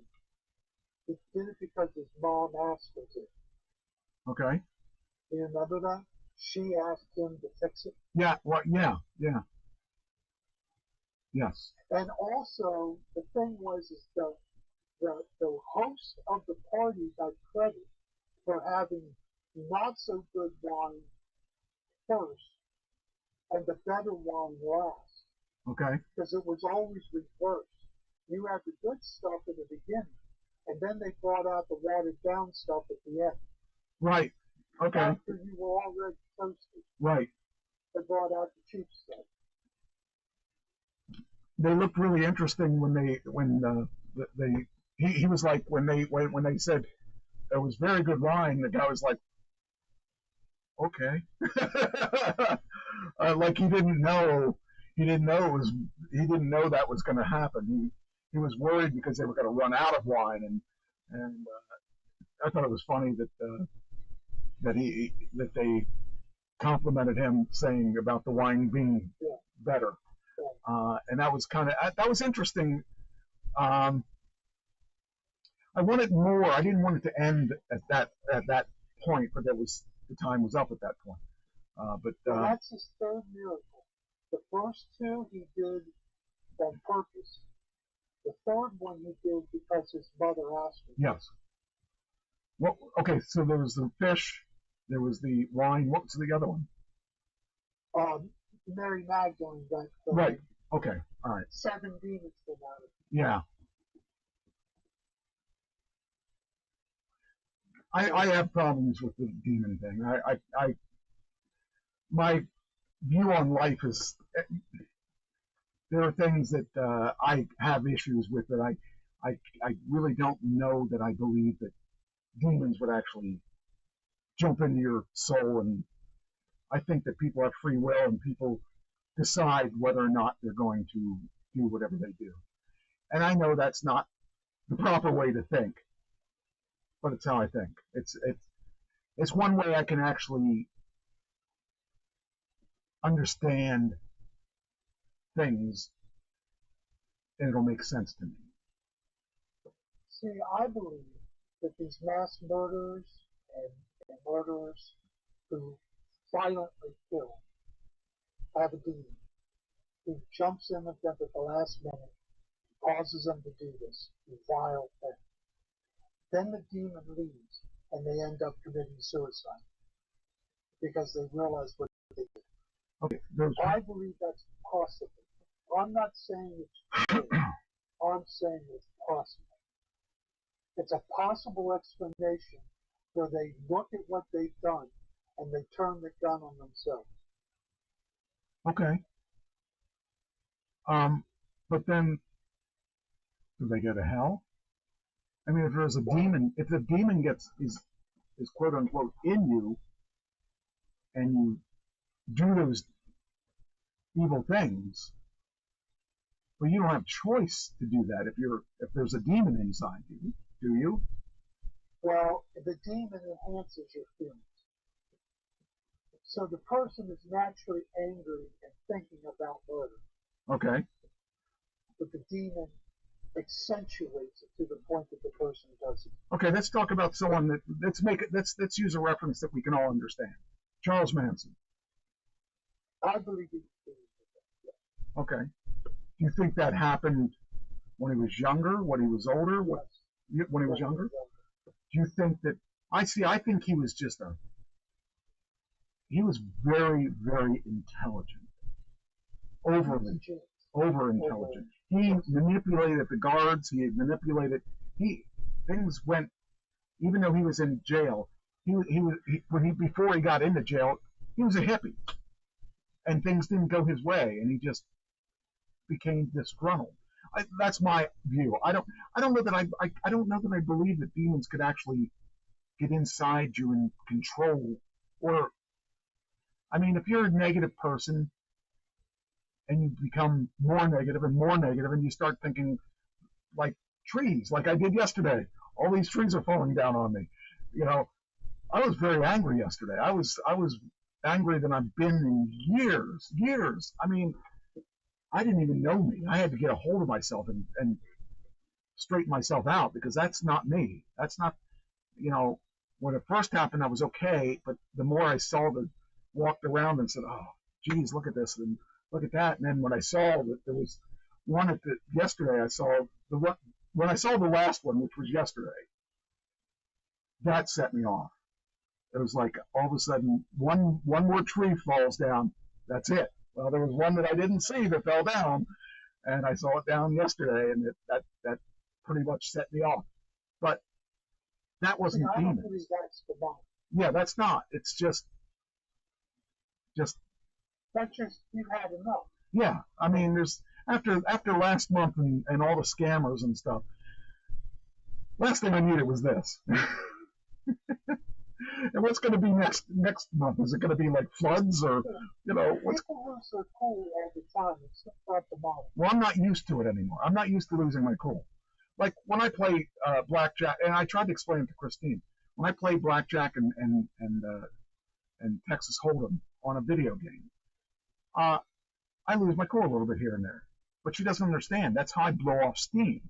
When I used to be able to play the zombie game, I'd blow off steam by killing zombies. I didn't kill people. I killed zombies. And that was my way to blow off steam. And last night, I was just in such a mood. She had to leave the room, and she just didn't want to be around me. And once I was done with the blackjack and I was calmed down, I went and talked to her, and I said, look, I'm sorry I was out of hand, but you got to understand, that's my way of blowing steam off. And I know I was worse than normal last night. And once I came back down to earth, after I blew off that steam, I was okay. But that doesn't make it right, but it's my way of dealing with it. And when I used to do the zombie thing, I wish I had the zombie game yet, because that was a great way. I mean, it was the same couple scenarios, but you had all these zombies and stuff. And it was just the way I could play and blow off steam, and nobody got hurt. And the same with playing the cards. Nobody got hurt. And if I did that in a casino, they would have thrown me out. Well, see, I blow off steam away that hurts people. Yeah. I write nasty texts. Okay. Okay. And my wife reacts very negatively to that. Who do you write them to? My wife. Oh, well, yeah, you're going after another person. I don't go after other people. The things that I do are killing zombies that are drawn on the screen, and yelling at people that are playing blackjack with me, or not necessarily blackjack and Texas Hold'em, that aren't in the room and can't hear what I'm saying. Because I would be thrown out of the casino if I acted like that in the casino. Before I was medicated correctly in a treatment, I used to call customer service reps just to yell at people. Oh, well, I'm glad you didn't have me as a customer service rep. I don't know. For the most part, I think. I got so many people hang up the phone on me. But for the most part, you know, I'm pretty zenned out, and I don't usually get affected by that stuff. And it just, I am now.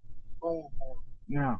The only person that can press my buttons at all anymore, and it's rare, but she can do it. Well, that's why you have lives. And she's listening. But my relationship with Christine is great. We don't usually fight over anything. Last real fight we had was in December, and I had said to her that we got to do something about this because it wasn't me. And she did. She did something about it, and everything's been great. But it was only a month of December that was really, really crappy. But that's because her meds were off, and that's, I can't hold that against someone. But now it's been what? We're in the 6th month now. It's been 6 months. Nothing. No issues. And that's the way I like it, because everything around here is supposed to be calm. I like it calm. Although last night was not calm because me. But when I recognized it, I took a reality check, and today I was, okay, I got to do something about these, and I got to make a plan. I got to figure out what I'm going to do about this wood stuff, and that's it. But, yeah, I mean, I don't know. It doesn't matter whether or not there are demons to me, because they're not in me. If I see someone acting like that, I just think of them as a jerk. I don't think of them as, but like the people. Okay, let's talk about the guys in Colorado. It's in my stuff that were racist, that decided they were going to throw Molotov cocktails at people, and I had a homemade fire gun. You know, that to me is evil. About as evil as you can get, to go after people for no reason other than racial.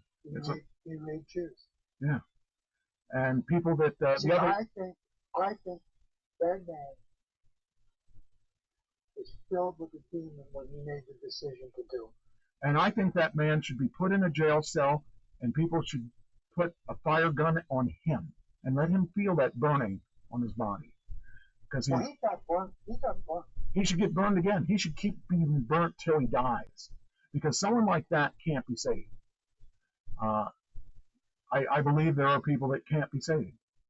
And they got to want to be saved. And people with that kind of hate. The other people that can't be saved?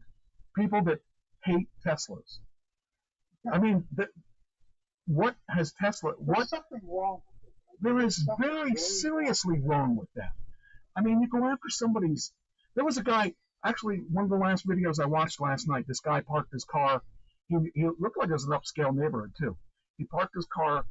Now, his neighbor had an entranceway. He parked his car on the street. His neighbor could park. He didn't block his entranceway. But he had to park on the street because his friend was parked in his space or whatever. It didn't affect the guy at all. The guy came home from work. He stopped his car, got out of his car.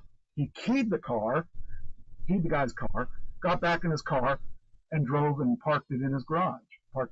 Now, he had apparently there were 4 other people in that neighborhood that had their cars keyed within a period of time. He denied doing all of them. He couldn't deny doing this because there's cameras all over the place. No, it's a Tesla. And so when the guy called him on, and when his wife found out that he did it, she was furious. And the kids were so upset about this. And he said, look, I'm really sorry I did it. He apologized because he's on camera. He can't say he didn't do it. And if he wasn't on camera, they wouldn't have known he did it. But he denied doing the other cars, but he said, yes, I did it, and I'm very sorry, and he apologized, paid to have it fixed and everything.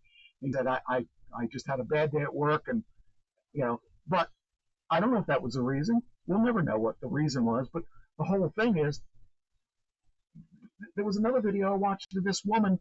Now, this parking lot, think of the mall parking lot. It's basically empty.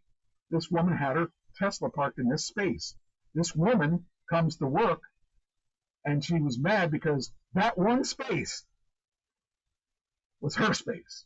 That one space, the whole parking lot's empty. So she parked her car, and you see she opens her door.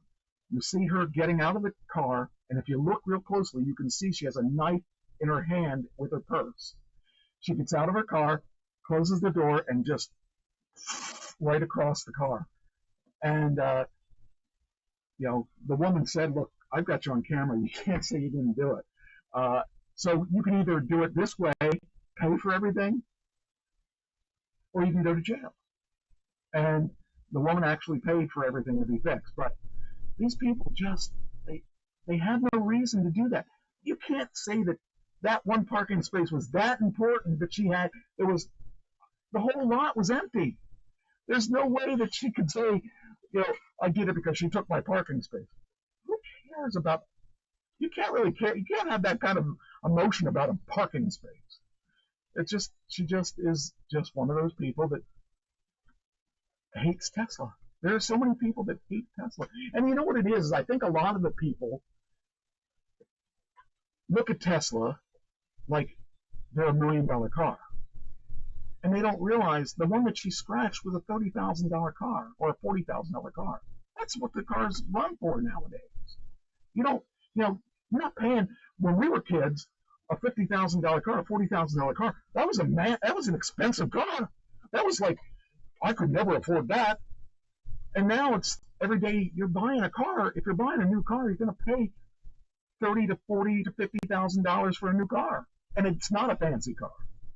Mine, that one's why I'm really scared, because it is an expensive car, and I'm very, very scared when I go out now because people target Teslas, and they don't really know one Tesla from another. I do, but that's because I'm a Tesla lover. I'm terrified of these people because there are a lot of people that really don't like Tesla. Anyway, back to the whole thing. Did we cover? Okay, so we covered it, right? We pretty much did. The only other thing I'd want to say is that there's a lot of things in the Chosen that are not in the Bible. Yeah, you mentioned that before, and I do take some of that into consideration, but then I start to ask you, did that happen? And, is that... In episode 4. Yeah. Okay, the whole story of Matthew spying on Simon. Yeah. Simon being in trouble with the Romans, owing back taxes. It's all backstory, not biblical. Okay. That's interesting. Okay. See, Scripture gives no reason why they were out all night fishing and didn't catch anything. And were they allowed to go fishing all night? Because I know they weren't allowed. And they did fish all night, but there was a reason. There had to be a reason. But Scripture doesn't give the reason. Well, they weren't allowed to do it on Sunday, though.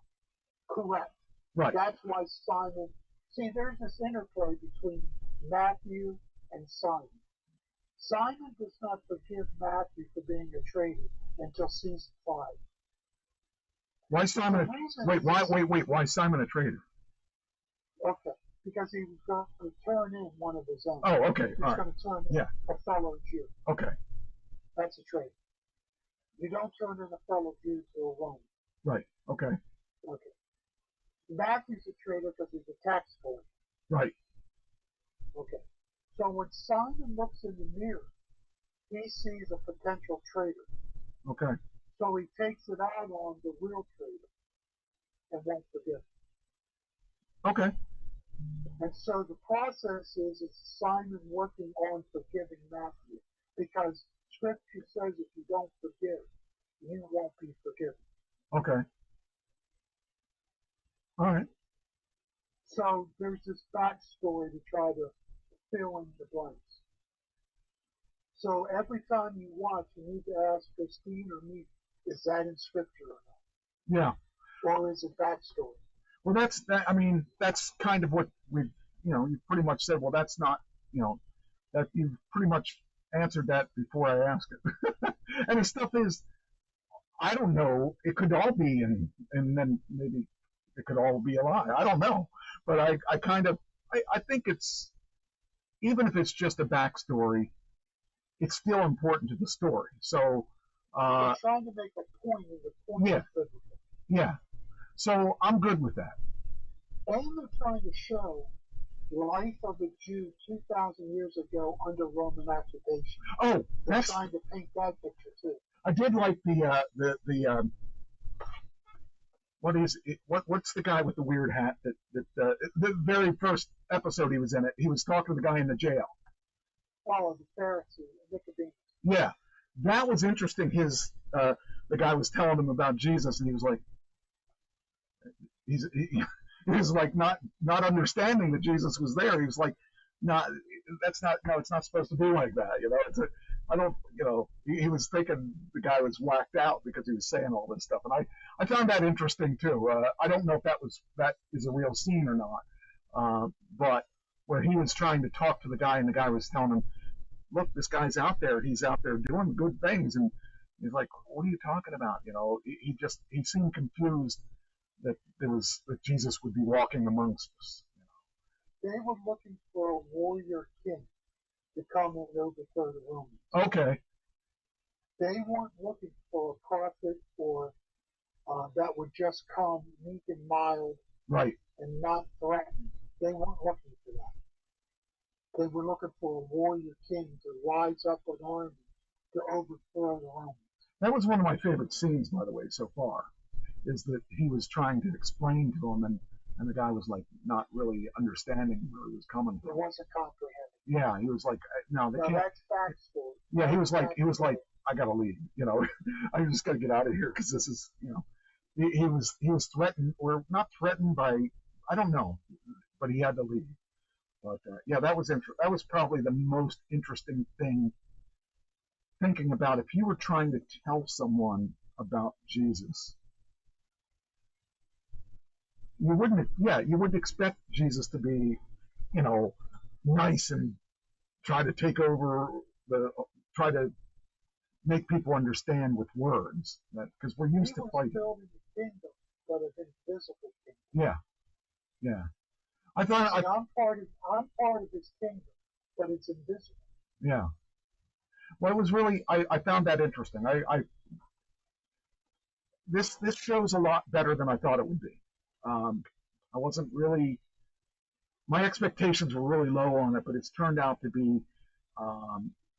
What do you think of the acting?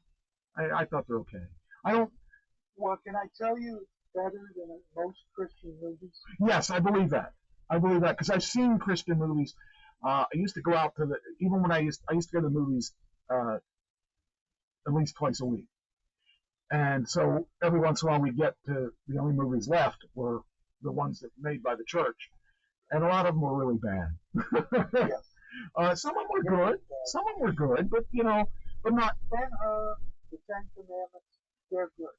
But most Christian movies, like is Ben-Hur a real movie? I mean, a real based on real things. No, he's a fictional character, but it's a great movie. Okay. The acting was excellent.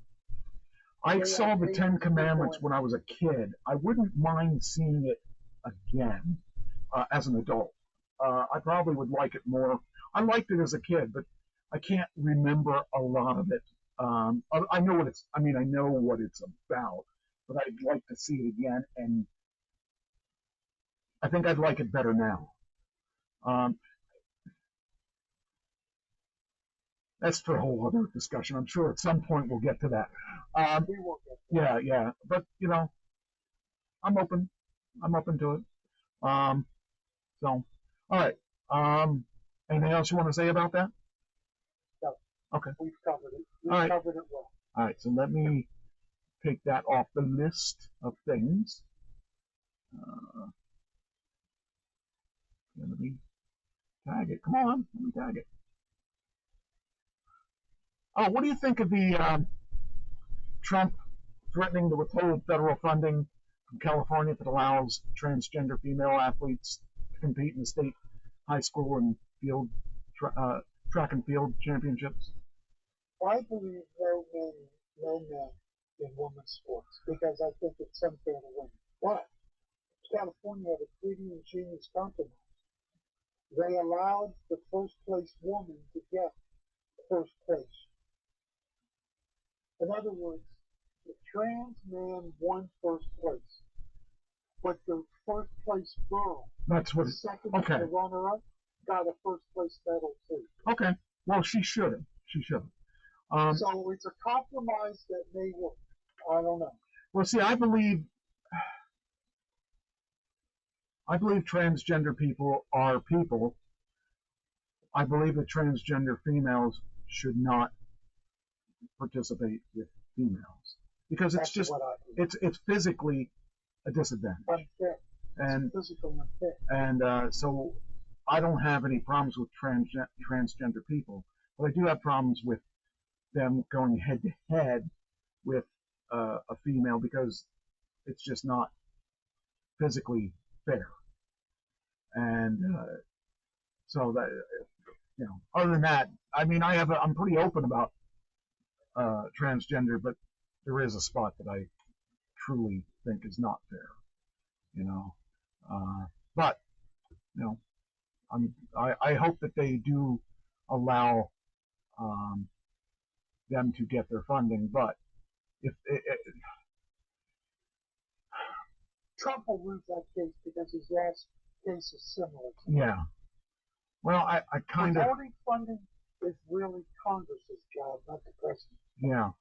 Well, plus he was holding funding for Harvard. yeah. So I got a bunch of other. Well, let's talk about the foreigner thing. Oh, what do you have? What do you have story wise? Do you have a couple stories too? None of them are time sensitive. I can use them next week. Okay. One is on seniors using more marijuana now than ever before. Well, that's because it was our generation that caused the whole thing. Yeah. Foreigner. I side with Lou. Okay. More than men. It was weird because I never thought about the inner workings of the band. I knew they had problems. I never really knew what the problems were. I think it's interesting that the band started out. Hard rock. Well, yeah, and I never really thought of them as hard rock. But then I thought about, okay, I listened to the song. I said, okay, yeah. And then I kind of remember when they came out, I Want to Know When Love Is, because I did that song. I did that song when I was in Apathy. And that was a hard song to sing back then for me. But, I thought that it was interesting that they were some were British, some were American. I thought that was interesting. I thought that the original lineup was really good. I liked them probably best. I liked it. Well, if I liked them at all, I liked the first two albums, the 3 albums. Yeah. The original thing. I'm going to put this screen over here. This is my note screen on Foreigner. Won't let me go. Of Arena Rock, I was really a Boston guy. Well, yeah, and I never really liked it. I never disliked them, but I never really thought about them that much as being a major player. But they were major. But 80 million records sold. That's yeah. So like. Guess who Kathy was? Foreigner. Oh, okay, all right. I mean, because they did really well when actually it was funny because like Lou Graham was not a famous guy when they took him. He was bouncing around and just had his band broke up and just He was cleaning toilets. Yeah. He was. I mean, he's kind of like the basic rock and roll guy trying to make it work and going through all this stuff. Lou Graham was the singer, and he was American. Dennis Elliott, drums, Al Greenwood, keyboards, Ian McDonald, guitar, and Ed Gagliardi on bass. That's the original lineup. And then of course Mick Jones. Yeah, and I felt really bad. I mean, they put out that they came. The first band name they had was where's that? They were some other band. I forget where was it at. Jones came up with the band name when he, Elliott, McDonald, and were British, and Graham and Greenwood and Gagliardi were American. And I thought it was funny that I never thought about that. I never really it never dawned on me to question the band name. But it's funny because when you think about it, that makes sense. But they came out with their first album, the self-titled album, I should say, in '77. I didn't realize, feels like the first time, and Cold as Ice were on that, and that was their big. I remember singing those songs, and I thought, man, I really can't sing that. That stuff's really high. and I kept remembering how good he was on vocals.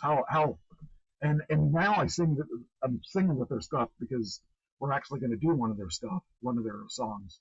I actually wouldn't mind doing. I want to know what love is, because that's a good slow song, and I wouldn't mind doing that, and I can actually sing it now, I think. But I remember Dirty White Boy. Remember how hot that was. That was such a hot song that they actually had a wrestler who called himself Dirty White Boy after that song.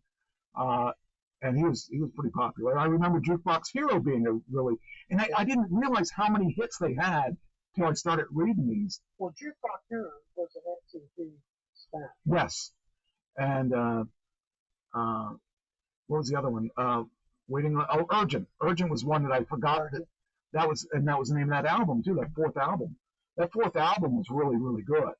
But that was the turning point when they went from a rock band.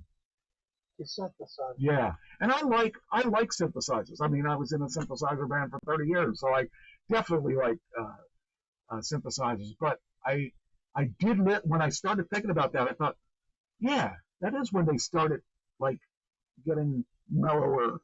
But they still came out with some pretty heavy stuff too. But they didn't get. They got their most recognition on that popish song category, and Lou Gramm really, when I started thinking about it, he was an amazing singer. He actually that range between those notes that he sang, it was a giant range. And one of the things I noticed, I made this realization just this past week. One of the things that I've noticed is that I can sing higher and better since I lost that weight. And the other thing I noticed, and I just noticed this Sunday. Yeah, it was Sunday. That one of the reasons I can hit high notes now is that I'm more relaxed. And I started noticing that when I don't relax when I sing, I can't hit those notes. And yet, if I just take a deep breath and just relax myself, I can hit them. And the big thing is that there's the difference right there. Just if I don't relax, I can't do Stairway to Heaven the right way.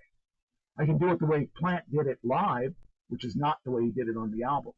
But if I relax, I can do it the way he did it on the album. And same with this band. Same with Foreigner. I started playing around with their songs because one of the things is we're going to do one of their songs, and it's right at the top of my range.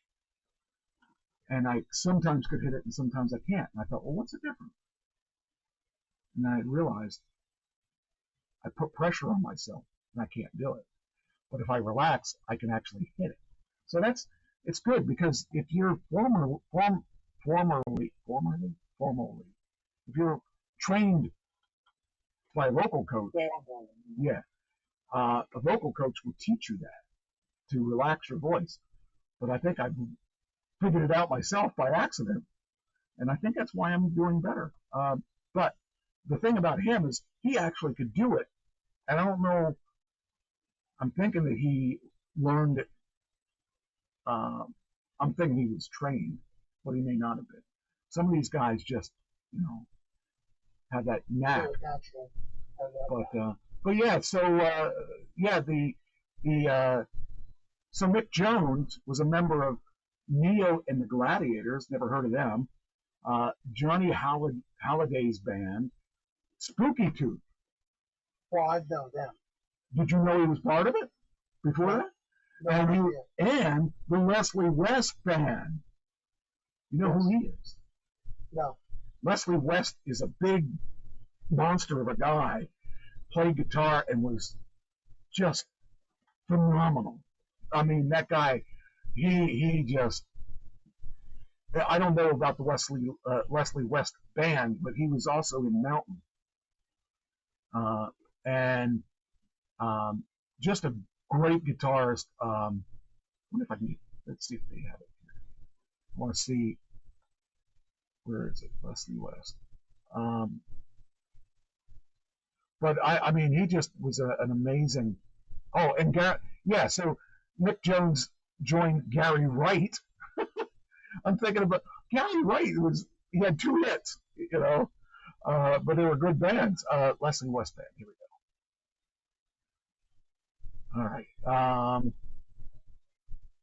think if I'm right, I'm thinking it was. Where is it? I want to say, I might be wrong, but I'm pretty sure that. Yeah, Mississippi Queen. You know what I mean. And because I'm doing that song now. But yeah, that's Leslie West was like phenomenal. The guy was, I mean, he was very underrated for what he did, and he did a lot of really cool stuff. But he worked with Jack Bruce, who was with Cream. He worked with whose signature Won't Get Fooled Again. The Who Won't Get Fooled Again. So yeah, I mean, all these people. It's funny to look back and think back then they were not a big band or a big name. All these guys bumping into each other here and there, and then we see, oh, that was him. He was playing with that band.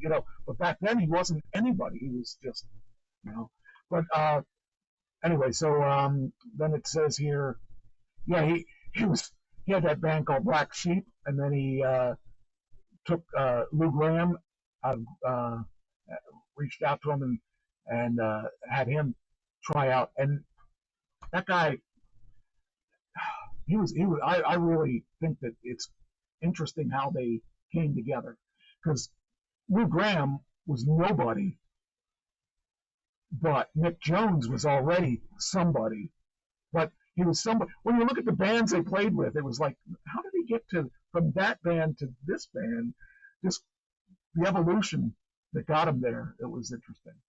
But and it was interesting that there was New York too, because New York was the toughest place to get in, and of course you had a lot of bands trying to make it big there. But what else?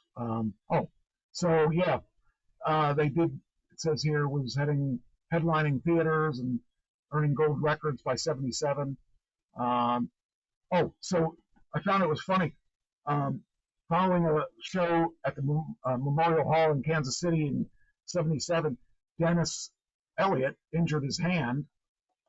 No, he's still punching his door. Yeah, I was just going to say. So they brought in Ian. And he was aiming for Nick. Yeah. So they brought in Ian Wallace of King Crimson. Do you remember that band? That was a cool band. Yes, King Crimson.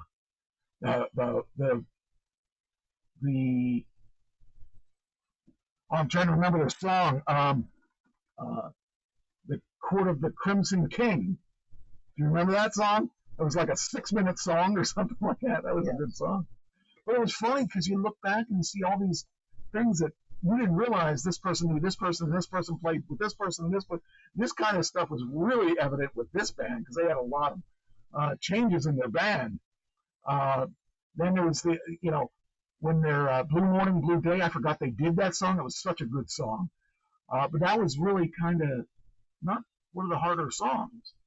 And Dirty White Boy was a great song. Then they replaced the bassist, Ed Garley, whatever his name was, with Rick Willis, mostly because he had an easier name to say. So then it said about so then they decided to pare it down to 4 people.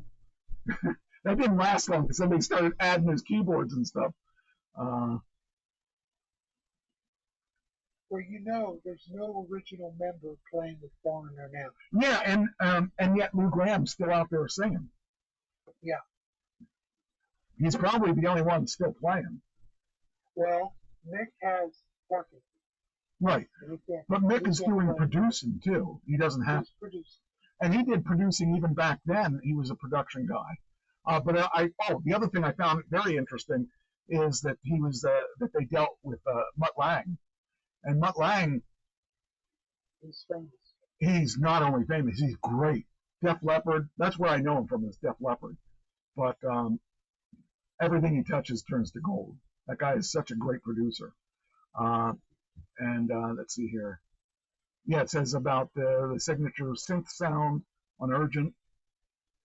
Thomas Dolby played that. Did you know that? No. You remember Thomas Dolby? He did that. What was the name of that song? It was a stupid song, but it was really popular. It was a poppy song. Can't think of this. I should have thought of it. Engineered by Dave Whitman, who was Trans-Siberian Orchestra. I don't know if you knew that or not. And the sax solo was Junior Walker, who was a famous blues guy. So they brought in all these big names, these big blues guys and all that other stuff. So the first single on Urgent peaked at number 4, which was when they were starting to rise up. Second single, Jukebox Hero, was successful on the North America, reaching number 3 on the U.S. charts, and only reached 26 on the U.S. Hot 100 and number 39 in Canada. The third single is the Waiting for a Girl Like You, went number 2. And that was such a big change from their style of music. It was interesting that they then had that divide where Lou Graham's like, hey, number 2, that's, but Mick wanted to go back to that harder edge and stuff. They were on tour in 81 to 82, where they had Gary Wright playing on it. And it says Bob Mayo played keyboards, synthesizers, guitar, and backing vocals. So they brought in a lot of pretty big guys when they were going on tour.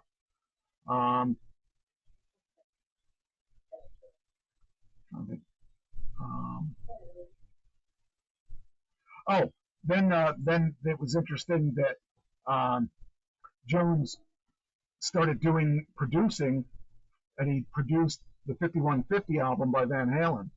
And he also did Bad Company's Fame and Fortune, and he did Billy Joel's Stormfront album. Those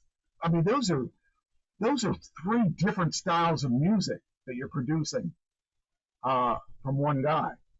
That was cool too. And I remember and I saw that they did the Say You Will, and I forgot all about that song too. Say you will, say you won't. Make up your mind, whatever the words are on that.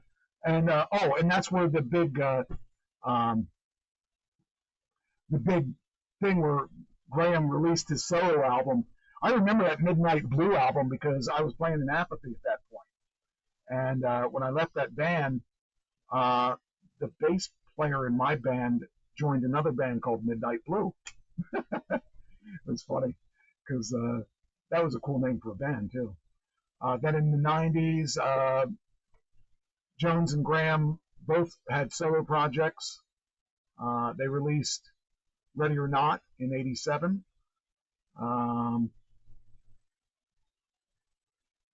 Says here, what was the other thing? Oh, here we go. In 97, Graham underwent surgery for a brain tumor. Which was a miracle. Yes, nobody ever survived. It was 19 hours. That was freaking unbelievable. I can't imagine doing a surgery for 19 hours. I mean, being worked on for 19 hours, you're asleep, so you don't really notice the thing. But I wouldn't want to have my doctor be that tired. Band was back on the road with Graham visibly struggling. It took him several years to regain the confidence. 99, Foreigner toured as an opening act for Journey. I can't even imagine those two touring together because the difference of stuff that they had. And plus, Journey was probably more popular, but I think that a better musicianship was with Foreigner. Warner Brothers selected Foreigner and Foreigner 4 be among the first albums to be in their catalog to be remastered and sent out as DVDs. That might be it. Here's another one. This was interesting too. In 2022, band announced that Foreigner was opening for Kid Rock on select dates on the Bad Reputation tour. In August 2022, interview with John Boudrin of the YouTube music channel, original singer Lou Gramm would not likely participate in any future reunions, but he did anyway. He did end up. What did I see? He did. There were for multiple reasons, including the deaths of two of the original members. The bassist Ed died in 2014, and Ian died in 2022. Graham also cited Jones' reduced participation and often lack of participation in the band's recent concerts as a result of Jones' continued health. And then it said, when the new Foreigner plays, I've heard Mick Jones comes in for one song, waves the fans off, and leaves stage. So that was kind of sad. But I mean, he's probably not at a point that he can do it anymore. So that was a good. That was a good choice. Are they in the Rock and Roll Hall of Fame? I think so. For some reason, I think they are. I mean, to Kathy, they were the band. Said in March 2025, it was announced that Graham would again reunite with a special guest singer, while Louis Maldonado handled most of the singers or most of the vocals. But he reunited. I think he reunited with him in this year, and it was weird because they showed a video of him crying and stuff. And those two guys, yeah, that was really wild. I think though that if they aren't, they should be in the Hall of Fame. That's a good question. I don't know the answer to that though. I guess we could look it up. We could. Oops, I keep covering you up. Let's look. Oops, wrong one. Okay. Is for in the Hall.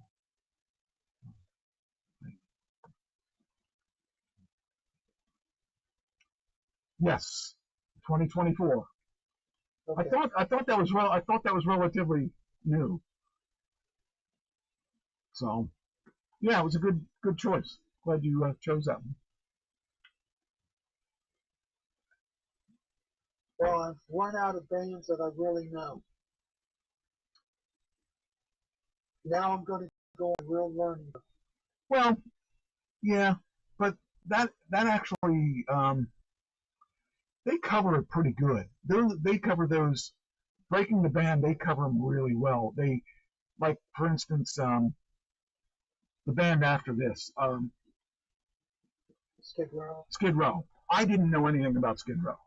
I knew one of their songs, but it's an interesting story because the singer Kip Winger, or not Kip Winger, whatever his name is, he's a problem child. His band hated him. They loved that he was a vocalist that could sing, but he was a troublemaker, and almost got them guys in trouble a bunch of times all the way through it because he had an ego too. Not that I would know anything about egos, but you know. But I think that you'll find interest in. I think all this, even the ones that I didn't care about, I really liked all the stories. Every one of them was really good. But I wish they had the first two seasons on there too, because there was a lot. They will eventually again, but I hope so, because I found that the first season had some, or the first two seasons had some really good bands in there. So, yeah, I actually like to watch some of them again. And I don't usually watch things multiple times, but, oh, my sister said, Blind at Me with Science is the one that we were talking about. Yeah. So, anyway, all right. You done with that topic? Discussion. Yeah, it was good stuff. I mean, those are good bands. I mean, like I said, I don't think there's a band, even the ones I didn't necessarily like, I thought they did a good job of covering. Good and bad. And when you find out that a lot of these bands had the same, a lot of it was ego. Ego was the reason they broke up. Yeah. And I will tell you that to be geniuses like they are in yeah. their own right. And when you get creative, is a problem. when you get all those creative people together, you're going to have problems. It's like Van Halen. What kept David Lee Roth in Van Halen? He wasn't a great vocalist. He was not, as far as I'm concerned. But he was flashy when he performed, and Eddie hated working with him. So, what kept it going? And after David left, why did they bring him back? Couldn't they have found another vocalist? Well, they kept trying, but they couldn't find that right chemistry. So that's what it is. And David was always drunk or high or something. He was never. He didn't care. That's just the way he was. So but a lot of that is what it is. All right. You got anything else? All right. I'll run through these. Oh wow! It's after 10. After 10. How'd that happen? I got into it and didn't check the time. I know I didn't. I thought we had plenty of time. I thought we had like 20 or 30 minutes to go, and I was ready to go. I didn't realize. Well, I'm going to say. We did a 3-hour show. Yeah, because we started about a quarter after. I do want to say, Mo Howard, or I'm sorry, Curly Howard, his daughter died. Guess how old she was? 86. You realize how long ago they were? I mean, that would have made him probably 100 and who knows what. 120. Yeah. So I thought about that too. That was kind of funny that I saw that and I thought, oh, let me make sure I don't think anything else is important, but I thought that was kind of cute. And, let's see. Oh, there's there's a FBI siren as a far right podcaster demands Trump's execution and Kash Patel's torture. I think that's a little extreme. I think so. Let me see if I got anything else that's important. Karate Kid. Karate Kid opened up at 21 million. Let's see. Taylor Swift regained her collection, her album collection. She's going to re-release it. Yes. And now she's going to get paid more. She could have made so much money off of selling that catalog. But it's not about the money. It's, again, not about the money. It's one of those things that you've got to have it because it's yours.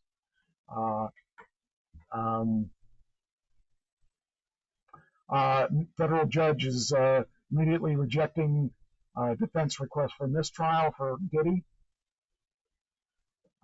Gaga goes goth. She's going to be on Wednesday. Did you ever watch Wednesday? Yeah. The new Wednesday is going to have Lady Gaga in it. And then, of course, they did finally decide that Weinstein's not going to testify. Okay, that's all my entertainment stuff. So I just wanted to clean up my entertainment stuff because that's dated stuff. And I didn't realize we were doing that good. We've never gone just to entertainment. I've always had other stuff. And I've got a lot of other stuff, but I got enough stuff to. I'll probably end up putting more stuff in the regular stuff. But yeah, good place to quit. All right. I appreciate it, and we will do it again next week. So I'll be here. Yeah, thank you, and I appreciate you coming. So, all right. Well, I guess I ought to play the exit music, maybe if I happen here. There it is. Hey, here we go. Hopefully.